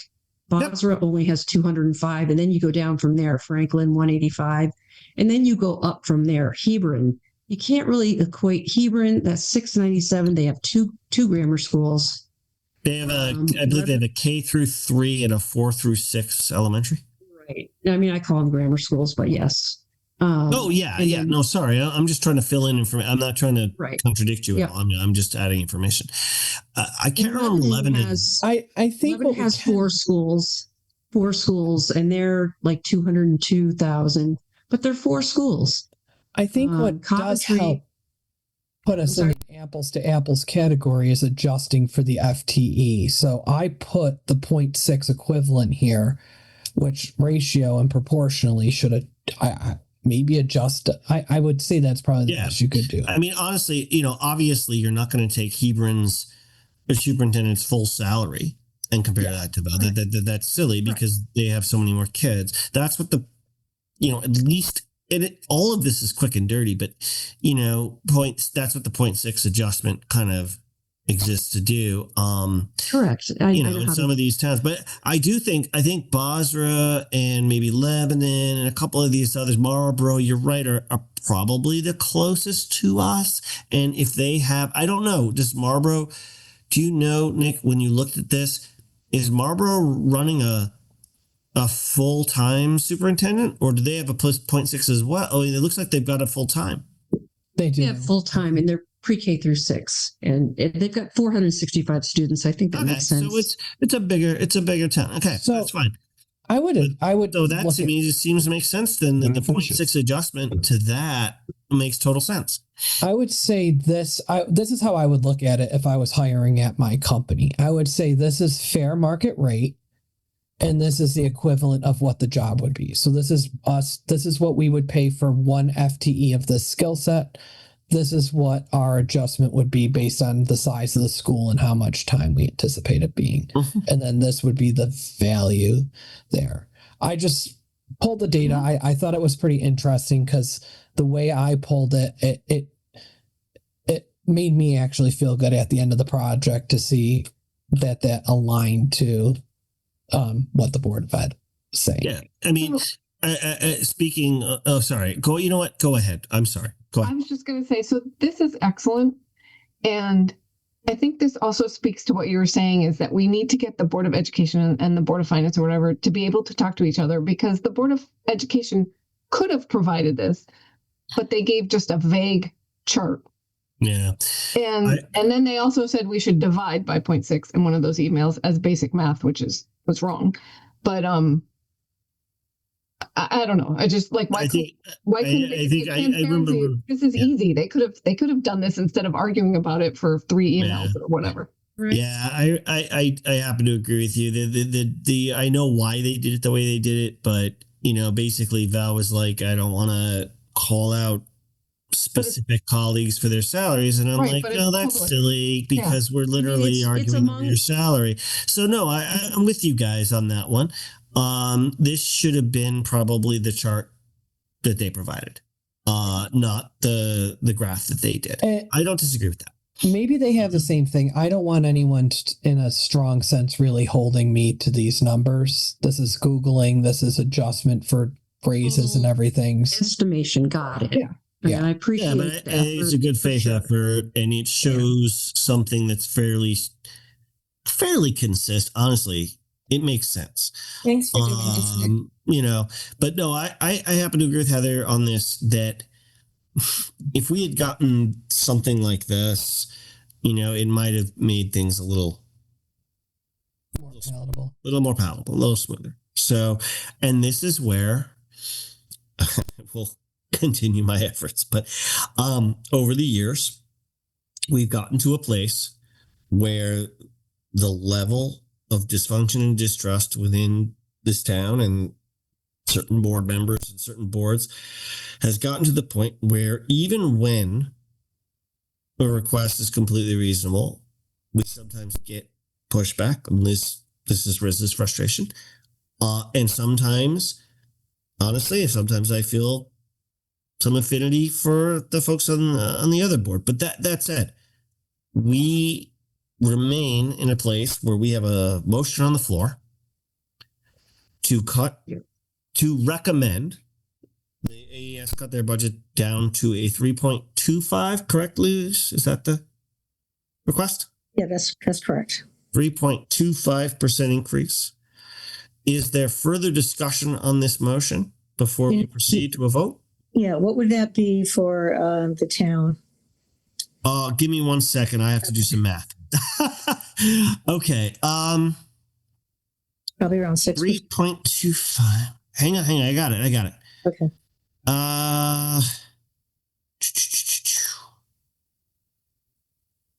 If my math is correct, that's a big cut still. 338,000 and change. It gets the amount to be raised by taxation down to 6.1%. 6%. So is that a $338,000 cut, or is that the increase? Cut from the increase. Cut. So I'm sorry, Liz. I'm looking at it from the standpoint. This is just the way the spreadsheet works, right? Their original request is 498,181. 189. 498,189, and this brings them in significantly lower than that. And so I'm looking at it going off of that, not from a baseline of 0. So this is still an increase. But obviously, it's a 3.25% increase, right? Sorry. Anyway, I'm looking at it from the standpoint of what does it do to taxation, and so it's I'm playing around with the spreadsheet, and I'm kind of frantically doing this behind the scenes. And anybody, is there any further discussion, or do we want to take a vote on this one? Okay. Hearing none, we'll go ahead and vote. All in favor of this motion?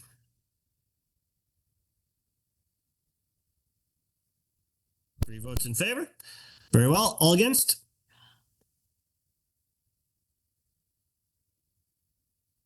That's three. Nick, I don't see a vote from you, sir. He had his hand up. Oh, he did. I didn't see it. It blended All right. into the bookcase. Okay. We should be like announcing who's voting what for the for Marina. Sure. Okay. Usually we just do the numbers, but okay, fine. Liz, Louise, and Kim were in favor. Myself, Bill, Heather, and Nick were against. Motion fails. But again, we could always entertain additional motions. I mean, I speaking for myself, I agree with a lot of you that I think it's unlikely that an 11% increase, AES increase, is going to sail through happily through town meeting and referendum. So conceptually, I'm not opposed to a recommendation that they do something. One of the things that occurs to me they can do is zero out that 2% account, whatever's left in there, plug a hole, try to find a way, whether they do anything with the superintendent salary or whatever. By the way, speaking of the superintendent thing, just so everybody understands this, I reached out to Caitlin. There was an email that went around that talked about the process of their decision-making vis-a-vis that particular thing. And what I got back from Kate was one of the reasons they had it on their agenda tonight was that back in September, when they originally made the determination for that contract, they went into executive session, they had the discussion, they came out of executive session and forgot to turn the recording back on. So then when they voted for it, it's not recorded. So their intention, my understanding was tonight as we speak, they will be rectifying that by redoing the vote. All right, just so you know. We've had that sort of thing happen to us repeatedly over the last 6 months. I think we've had a couple of meetings where we've messed up the recording in some way, where I or Jim or somebody didn't click the button right, you know? So that's what apparently happened. Anyway, back to the issue. Since we are in a position where we're not really ready to talk about town capital, since I don't think at this late hour we're really going to go through the choices that the Board of Selectmen made at their meeting on Monday on town salaries, which I think we do need to talk about, maybe next meeting. Yeah. Then I would just simply say, does anyone else have a motion for a recommendation to the Board of Ed that they'd like to put forward? I mean, I think it's reasonable to make a recommendation. We haven't gotten one that the board's willing to bless. I'll make a motion for 4. I'll make a motion for 4. I'll second that. We need to do something. 4. Yeah. Okay. Yeah. All We right. need to do something, but guys, and I'm totally in line with you guys that we need to do something. 11's not going to fly. But if we're going to make a recommendation, all I'm trying to say, it has to be based on something. When you make it Louise or Liz, you have to base it on something. You either believe, you're saying we don't believe there's a 3% salary increase for the teachers. We don't believe we need $45,000 more for. I didn't say we didn't need 3% salary for teachers. I'm talking for a minute. I didn't say that. I got the minute. I got the floor here. What don't you believe about what you put forward in the budget? There is $45,000 for a psychiatrist. There is a 3% raise. There is a $15,000 increase in the insurance. 50%. All I'm trying to say is, if you're going to make a motion, make it a reasonable motion based on fact. Okay? You can't just say 2%. That's obviously, and you just admitted it, Liz. That was a ridiculous number. Base it on something, and I would support anything, but tell me they don't need this, they don't need that. This is bullshit, that's bullshit. Don't say we don't get all the information we want. Say what they gave us for a budget, this much is bullshit. Cut it out. I would support you 100%. But just say, you can't just make up arbitrary numbers. Can There's a real school that has to be run here, guys. So come up with a real number. That's Can- all. I The 4% increase. The 3% increases. Yeah, I And think the a other 4% things. increase in a school budget is pretty average for the area. That does not sound unreasonable at all. Ram's coming in with what, a 2-point-something% increase? Yes. They're at 3.3. The reason ours is 2.9 is that our levy is down because our population dropped. Levy's down, and that's another problem too. So they're that we at need to talk about. 3.3 from a much higher base, by the way. Much higher base. Can Yeah. I ask for the math another way? Sorry to do this to the team, but I think this will be insightful. We have an 11% increase in school budget. If everything across the town remained flat, what would that 11% transfer to our taxes?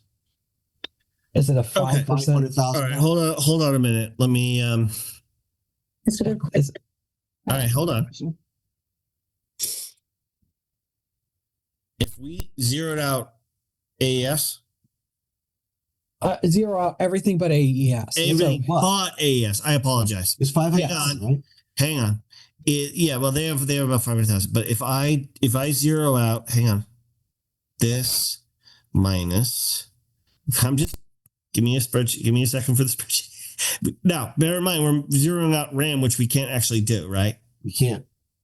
no, I'm just sitting there thinking full blown. We're just looking at what 6.4. it's a 6.4. No, that can't be right. No, that's not quite right. Hang on, that's got to be wrong. Give me a moment. It's about. Let me do it this way. Hang on. Let me do it a different way. Give me a second, guys. I'm playing with the spreadsheet. Bear with me, please. I am having some technical difficulties because when I went to do that, Do you have a calculator in front of you? yeah, I mean, I do. I could do it that way. You're right. What are you So I trying was- to do? You're trying to not increase anything but AES? Yeah. Yeah, what that would be for our Because it's taxes. all right. We were at Only 10.9. Well, this is raised by taxation, but yeah. So Well, take No, no, last we were year- at 10,000. Sorry, we were at 10 You million. just take last year's plus last year's 500,000 budget, right? That's right. plus 500,000. Yeah, it's 5%. 5%. $500,000. Yeah, I mean it's a hair different than that, but yes, the answer is it's just shy of 5% for AS alone. Yeah, Then- I could have done that math. Sorry to make it. Yeah, no, guys, I was going. My brain's a little That was a fried. I good was going about it the question. wrong way. I was coming about it entirely the wrong way. The easy way to do it is to just exactly look at the amount raised by taxation last year, which was just a hair over $10 million, and apply $498,000 and change to that. So you end up with like 4.9. Yeah. Okay, so then we take. I want to do the same with. I'm going to do So some the math. town right now, based, and again, this isn't, I don't know that this is the end of the day number, but the town right now is at an increase of 197.90. Again, that's about, it's a 4.5% increase to the town budget, but the actual impact, when you put it up against a $10 million taxation, right? It's 2%, not quite.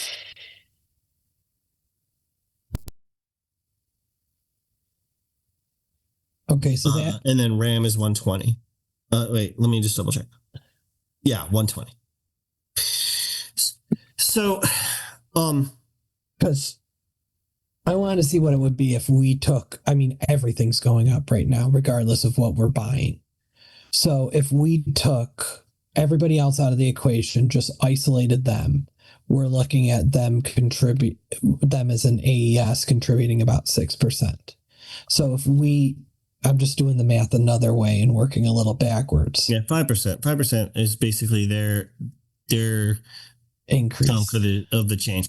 And bear in mind, we have town capital, and then we have, that's a place again we have to look at. But so, yeah. We're looking at, if the math is right, and I think it is, if we're at 9.5, 5 of that is AES, roughly. The remaining 4.5 is the rest. So I'm just going to do some math. I'm just going to do some quick math another way. That said, I mean, part of this is that, revenue isn't going up by very much. There is a little increase to revenue. Lisa got me that, right? It's in there. But it's not a lot. Our ECS grant money hasn't changed in years. We don't have any information, like we're not going to get any extra money for Town Aid Road or anything like that. Lisa, that stuff, by the way, we have some stuff that's off our budget too. When we talk about transparency, there are some things in our budget that have never been displayed. And one of those is things like Town Aid Road. We've never put our Town Aid Road money in our budget. It's just netted out and ignored. But there is a grant, not a grant, a state fund. It's a state. Yeah, they give every town a certain amount of money for their roads. The roads. We call it Town Aid Road. We also get low SIP funds. There's some other things that are not plugged into the spreadsheet. You don't see them. They're under the hood. Very true. To the extent that those are the same, Lisa, cool. If they're not, if we're going to get some more, then obviously we need to. Yeah, everything that I have gotten so far is in that, except for the Town Aid Road. Everything that they sent a month ago, that's all I've gotten. And whatever, there were no changes except for that 43,000. And then the other 99,000 is from the grand list, the filing of the grand list. Yeah, that's grand list improvement. Yep. Yep. Okay. Yep. Which is what I was waiting for. And I saw that today and was happy to see it. So thank you for getting that in there. We do have a slight revenue bump there, but it's not enough to do a heck of a lot to cushion this. So anyway, we're back to a motion on the floor for 4%.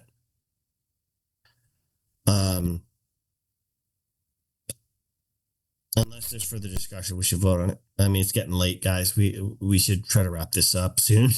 So, all in favor of a recommendation to cut AS, the AAS cut their budget down to a 4% increase. All in favor, say aye. Aye. Aye. All right. All against, nay. Nay. Nay. Any abstentions? No. Okay. Motion fails 4-3.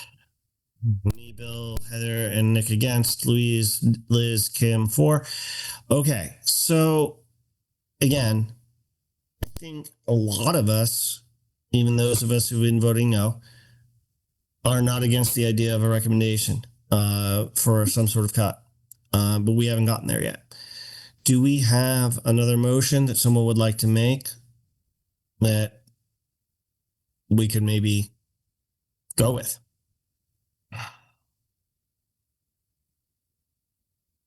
I mean, what I'd really love to see is, again, the spreadsheet or the budget that they gave us, and we go through it and say, these are things that we can't control. The salaries of the teachers are going up, the insurance is going up, the psychologists. But these things are things that we can say, you can't get this year. It's a bad year. We wish we could give them to you, but we can't because it's a bad year. So if we could sit down and just say, these things are necessary. You can't say no to them. Maybe you're not going to get the teacher this year. Maybe she's not going to get a raise this year. I'm just saying that's a reasonable thing to do, to say these things can't be cut. You have to have them. But these things, we wish we could give them to you, but you can't. Yeah. There's a number in there somewhere that's reasonable and real. And that's all I'm trying to say, rather than 2%, 3.5%. So here's my thought. I'm speaking. So instead of just making up arbitrary numbers, let's come up with a real viable number that we can support. If someone says to the Board of Finance, well, how did you come up with that? We picked it out of our ass. No, we got to come up with a real number. Well, that's all I'm trying to say to Liz. I agree with you, Liz. It's too much. I agree with you, Louise and Kim. They're not going to get 11%, and we know that. But what is real? What is realistic? What do you believe, Bill? So, what number would you pick, Bill? I don't have that number off the top of my head, Louise, because I don't have that spreadsheet to say, all right, you have to give them the 3% for the teachers. This was the day that we had to do this. This is the day we had to do This has this. to be My done. recollection is How is everyone comfortable with that a 5%? I would How second does that. that go? Tim, all I'm trying to say second is, that. is 5% arbitrary number or is it a real number Based on the conversations that we've been The 11% is arbitrary, in my opinion, Bill. guys. and the Really? math It's that arbitrary? Nick, All and right, the, all and right. the math that Hold Nick on. just did with us and the formulas that he showed us, how does everyone feel about 5%? That's meeting in the middle of both sides. I think that that's getting closer and fairer to what we're all trying to achieve here tonight. I And think it is 10:30 in the evening. yes. We're all getting tired and punchy. So my recollection, and this is a little fuzzy math, but my recollections between the teacher raises and the health insurance and stuff like that, like you're at 4 or 5% before you even are done with that. And then you've got the question of, loss of grant money.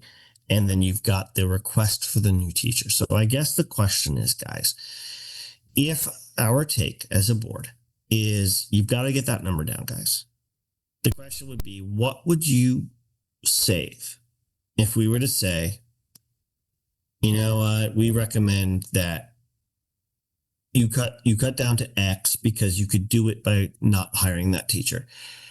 That's, in my opinion, not really that would be our basis. It's not our job to tell them to do it that way. My recollection is that doesn't get you that far. It might get you a couple of percentage points down. If you, at the end of the day, as arbitrary as it is, what it boils down to is the Board of Ed has to make do with their budget number as best they can. I would be very reluctant to make a large cut, recommend a large cut, because I don't feel like I am qualified to tell them, well, you don't need that para, or you don't need that teacher, or gosh, it seems like you're paying too much for psychological services. At the same time, I happen to agree with most, if not all of you, that 11% is, running into a buzzsaw. So I don't want to make, I'm the board chair. I'm trying to hang back here and let you guys talk, but my humble opinion is that it should be my gut is that if we make a recommendation, it should be something they could realistically hit, which means probably high single digits, not, 4 or 5%. That's my take. Do with it what you will. I'll vote my conscience, and whatever. But I'm not gonna put forward a specific number. But that's my gut answer here: is that number one, get it down below double digits. Number two, I can't imagine that even 5% is really functional for them in this year, as rough as everything is for what they're looking at. So that's my take. I'm done. I think I did a little math. I did a little math, and if we did if they got a 15% increase on their benefits and maybe cut I know we can't tell them, but if I looked at 15% to their increase and took out the 24,000 or something they had in transportation, I think that gets us to an 8. The transport is not something they really control. I got us. I'm thinking 415,000 is what my math showed me. It shows a 9%, which gives us below that number. It saves taxpayers almost 2%, if my math is correct. I did quick kind of math, I think similar to what Heather did. I did salary increases, psychologists, the raises, and health insurance. And I don't remember what the insurance increase was. 15%. 15%. By the way, I would just want to mention something. By the way, I love what you guys are doing. This is fact based. I would just want to say one other thing.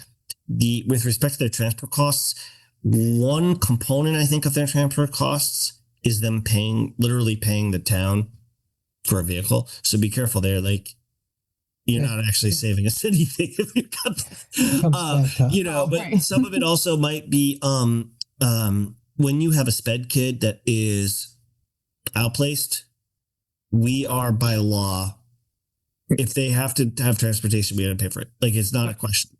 So transport I wouldn't screw with, but everything else, this sounds good. Do your math. I mean, I like what Dick came up with, but I don't think, honestly, the town won't vote for it. Right? Yeah. I listen. I'm not making a judgment. Like, I'm just going. I know this town lived here a long time. They're not going to vote for 9%. I've been here since 2007, Bill. I'm not crazy either. But so I think it's somewhere. Listen, I don't want to pay more taxes either. I'm just trying to be reasonable to what she deals with, what the Board of Ed has to pay for. Mm-hmm. That's all. We got to come to something. Everything's going up. So what is that number? I think it's probably, even if we recommend 9, it's not going to go through. The town won't vote for it. I think you're more in 7 or 8%. Maybe the town will vote for it, but at 9, this town won't vote for it. And I think 5-6%, we're not giving them enough to pay what they have to pay for. It's a rock and a hard place. It's a rock and a hard place situation. I think 8 is tough too. It's legit. It's difficult. I think 8 is. And it's hard though, in a way, no matter how you slice this, guys. I completely agree with you. I've been here since 2007. I'm not an idiot. I know how this town is. I don't expect the town to suddenly go, great, we'll do a 7% increase in taxation year over year. Like, I know this town. I'm not a fool. But that said, part of what we need to do, this is the process. Sometimes we have to take a budget in and say, look, we did our level best here. This is what we're bringing to you. And then the town says to us, pound sand. And we go back and then we do what we have to do. Sometimes you have to go through that process. And what I would say to you guys is tonight, I am all in favor of making a recommendation to the Board of Ed for a moderate reduction, if that's what you guys want to do. However, understand, like, what is your aim? Are you aiming to get to something that the Board of Ed might actually accept or not? Because if you come in and you're like, we want to take your 11% down to 6%, you're cutting it by almost half. So you know what the answer is going to be there. So as much as we're gaming this out from the standpoint of the town meeting, the referendum, right? Think about if you're a member of the Board of Ed, put yourself in that position. I got a question on that. If we make the recommendation, and can the AES say no? That's the idea. The idea is they get to write us back. They get to write us back and send us a letter and say, for X, Y, and Z reasons, no. Okay. Then we go to town meeting, we go to referendum, if we make it to referendum. And if the budget bifurcates, things change a bit. Yep. That's the plan for now. So yes, the idea here is we make a recommendation. If we say to them 8%, again, making up a number, and they write us back, Caitlin writes me a letter. Share with your board, Rob. Here's my letter. This is why the Board of Education says, no, we have to have 11. Okay. Okay. But last year we didn't do that. We actually went down. Last year we didn't do anything. We didn't do anything. Then it came back to us. Correct. Went down to 6. Right. It was bifurcated, Louise. Yes. It was bifurcated. 5. But once the budget bifurcated, we took action. We didn't make a recommendation to them last year. No, we didn't make a recommendation. We didn't. We took their 8.8 straight up. We didn't make a recommendation. That's the change this year. That I think, again, we've all read charter provisions and statutes that maybe we hadn't read before. Can we talk about 7.5? Does that seem fair? I'm sorry, what was that? 7.5. 7.5. Does that seem fair? 7.5? Yeah. Does that seem a little closer? It's a recommendation that I think it's only a recommendation. So, I'm not laughing. Huh? The taxpayer, well, that's something that the taxpayers, will Yep. appreciate. Let me run the numbers just so you guys know what that means. Okay, while you talk. And the Board of Finance can stand behind as a team, a unified front. And we've spent a lot of time talking about this. I think we definitely all have some ideas about what we want to get from the Board of Education moving forward, so we don't have to be up at meetings at 10:30 at night talking about what we're not getting. Maybe that's for the next meeting, but I'm hoping maybe the 7.5 is fair for everyone. Okay, so just so everybody knows, just to give you numbers, that is a reduction in their request of $155,779.35. The impact is that we get the taxation number down to 7.9. Okay. And again, we haven't cut anything from the town side yet either. We haven't yet, and we know we're gonna talk about our capital. We're gonna talk about those things. Yes. So I second that. Okay. All right. Any further discussion before we vote on the 7.5% idea? Recommendation. Exactly. Anybody? Okay. All in favor of recommending a 7.5% increase to the Board of Ed? Aye. Liz, you're not voting? Thinking. Okay. I'm thinking too. I'm giving you a minute. I'm thinking too. A lot of people, I think, are thinking. Come on, guys. This is fair. Well, I did have that question that they can just say no, right? So it doesn't. They absolutely say can. no anyway, They so they're going to say no. Can. It's a recommendation. I'm going to say yes because I'll say yes. I don't want it to go any higher. Yeah. Thank you, Heather. I think not Lisa, if gonna agree to anybody it watched anyway, this so. meeting, they would understand that that's not your. I don't want it to go where anywhere. your heart lies. I think we get that. I think we've done our due diligence, though. All right, sorry. I just want transparency. Let me That's go back. all. Let me go back. We had yes for Kim, yes for Liz, yes for Louise. Anybody? Did I miss Heather? Did No, you? Heather? Not vote. I'm gonna say yes. Okay. Yes. So that's 4. It doesn't really matter what the rest of us do. That passes. Just for the sake of it, nays. I'm gonna abstain. Yeah, Pick a we're gonna be side. brave. Seriously? I'll go nay just to be that guy. I'm not But anyway, surprised. Nick. Bill, you called us. I don't. All right, I'm not And a. you're I'm not a hard abstaining? no on it. You've been swearing so at us abstain all then, that's fine. night. Yeah, I So could we have- abstain with Bill. We have 4 in favor. We have 2 abstentions and 1 no. Okay, that motion passes. So what I will do is I will write an email to Caitlin and inform her that the Board of Finance's recommendation is that the Board of Ed reconsider their budget and aim for a 7.5. All right. I think it's fair. I really, Kim, I think all of you, I think it's fair. That one is a number that's not. It's fair, but you abstained. Well, my reason is if we had all the numbers in front of me, you could say this is how much the mandatory increases are. I would feel more comfortable about making a recommendation, but without that exact number, I don't feel comfortable making a recommendation. But I'm thinking basically on the side of the town and what the town's going to vote for. I don't know if they're even going to vote for 7.5, but I feel it's a fair number to go out and make a recommendation to and let them work towards. I'm hoping that they'll take your 11 and try and work towards that 7.5%. So I think, I think some of the taxpayers are going to vote it down. we'll we'll see. Yeah, We're they're gonna going to find vote out. down. But the most important thing I think I want to glean out of this conversation is, we need to talk more as a board about what we want to get from the Board of Education and work together as a group to get it and work with the Board of Ed. But we got to build really some trust important moving forward. I think that's absolutely Bill, I sent them a really nice email asking about that one question about the grant because I couldn't find it in my research. The answer that came back to me was so rude. And my question was so precise. I was not digging. I was not poking anybody.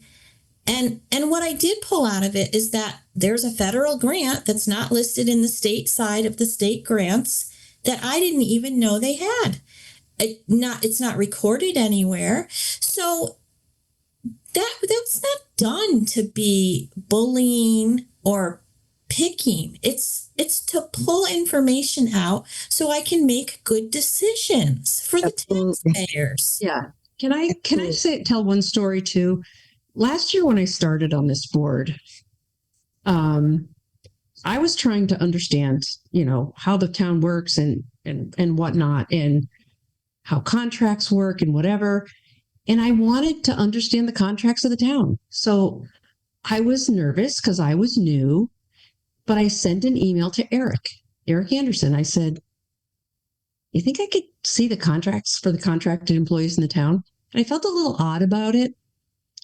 Within 5 minutes, I had it in my email. Bam. I'm like, oh. He's like, here you go. I'm like, oh, well, thank you. And I once had a conversation with him, I think it was the first year we went through this. And he goes through this whole budget worksheet and he's going through all the salaries and we're going line by line. And I'm looking, and I was in Florida at the time, and I'm looking at this and I'm going, oh my God, there's like people's names and their salaries and all this and that. And I'm like, I was very uncomfortable with that. And I went in and talked to him in the office. I said, I'm a little uncomfortable that you're like displaying all this out for the world to see. I said, I get it. We need to look at this and I appreciate it, but maybe we could like skinny it down so we're not, so there's a title and not a name. He's like, Liz, it's public information. And I was like, and it is. Okay, I get it. It is. And it was just so easy asking questions. And that's just a story to relate to the difficulties. Anyway, Okay. the polar opposite. That's all.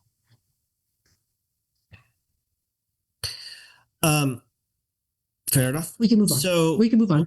Yep, no worries. Oh, So I think what we ought to do at this point is do the last round of public speak, if anybody's actually left, and adjourn because we're getting late here. We've made our recommendation. I have sent already the emails to Caitlin. I sent 2 emails to Caitlin. Oh, you did. Because I did not forget about That's the what I was Berkshire gonna Bank question. say. Nope, I had it up. I just hadn't actually sent it. I admit I phrased it very, I was like, I don't know what this Berkshire Bank thing is. Can you give me more information? Just bear with me on this, Liz. I won't let it completely go. It's new to me, so bear with me. I phrased it. Yeah, I just and then I sent a separate email saying, so you're aware, the board tonight voted to make a recommendation that you guys get down to 7.5%. So those 2 are sent already. They're done. So, okay. I was just going to say, I know there's obviously some friction with the Board of Ed and everything, but if people communicated better or sent their information, like Kim said, and both ways, maybe the 11% we would have said, sure, because everybody would have trusted. We would never have said sure. You know what I mean? We would have, but you would have trusted the information. But and say, okay, 11 is right. Maybe we could have gotten behind it. We want to get to a place where there's trust from both boards. Both boards, yes. And it's proven very difficult over the last 3 years, I'd say. I thought it was just when me and Nick came. Frustrating. No, nothing to do with you 2. Yeah. No. Pre-existing condition, you might want to say. Anyway, so look, guys.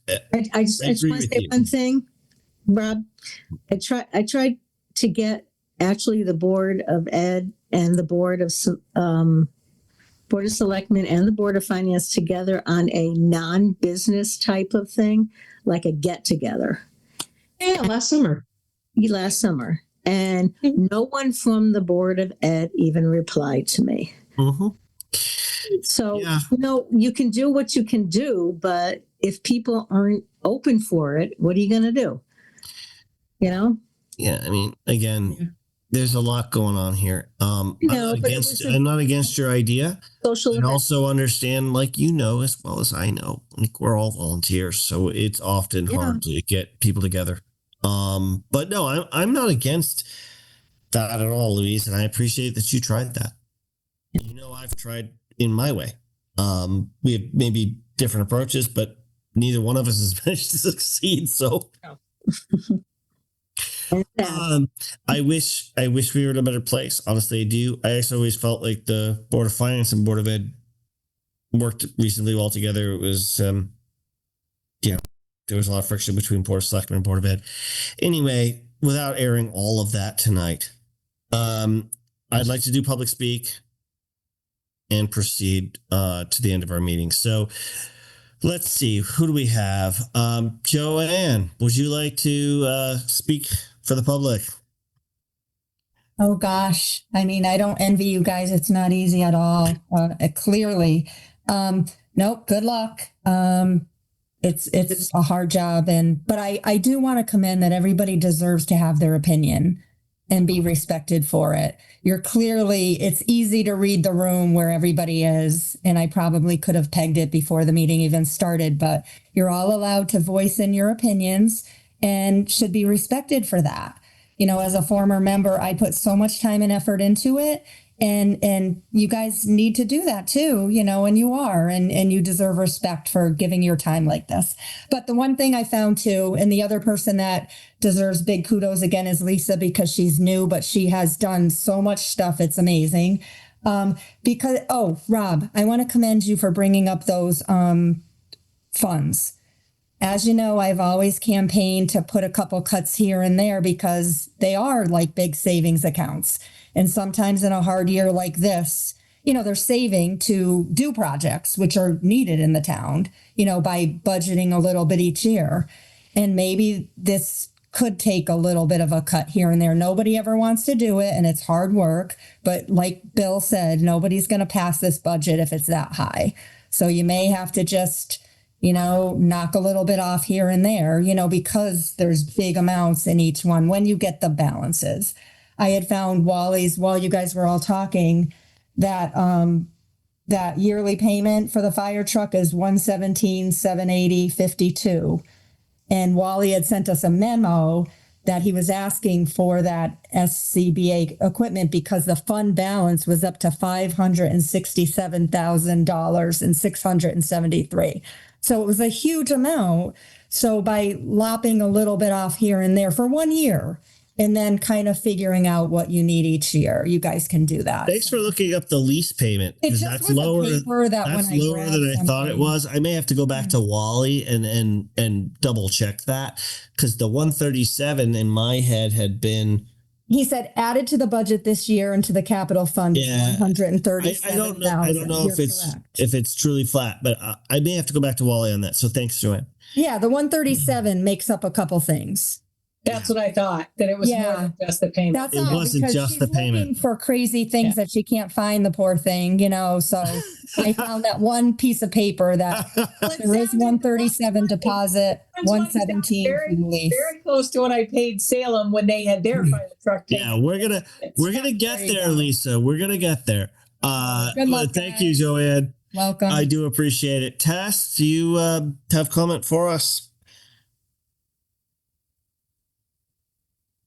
She's sleeping. I don't know. We might have put her in bed. I don't know. I don't blame her if we did. That's it. All right. And of course, Eric, I can't believe you stuck with us. I can't believe he did either. Anything further to say, sir? Now's the time. I'd just like to thank the board for having me on tonight. You guys got a rough job ahead of you. I wish you luck. And if you need anything from me, please feel free to contact me. Yeah, we'll do. Thanks, sir. And likewise, thanks to Lisa for being here and helping us so much. And you and I will continue to work on this stuff, huh? Yep. Well, I'm dying to get to the bottom of it. I hate when stuff is unsettled. I don't. Well, I got that impression from you, and I appreciate it. Yeah. So we'll see what we can do there. Okay. Yep. All right. And I think, honestly, I don't see anybody else. There's just Community Voice, which is our channel. So that's it, folks. Unless I'll make a motion to adjourn. I love it. Seconded by Bill. Very good. Louise motions. Bill seconds. All in favor? Aye. Everybody. Aye. Looks like 7-0 to me. Well done, everyone. Thank you very much. Good night.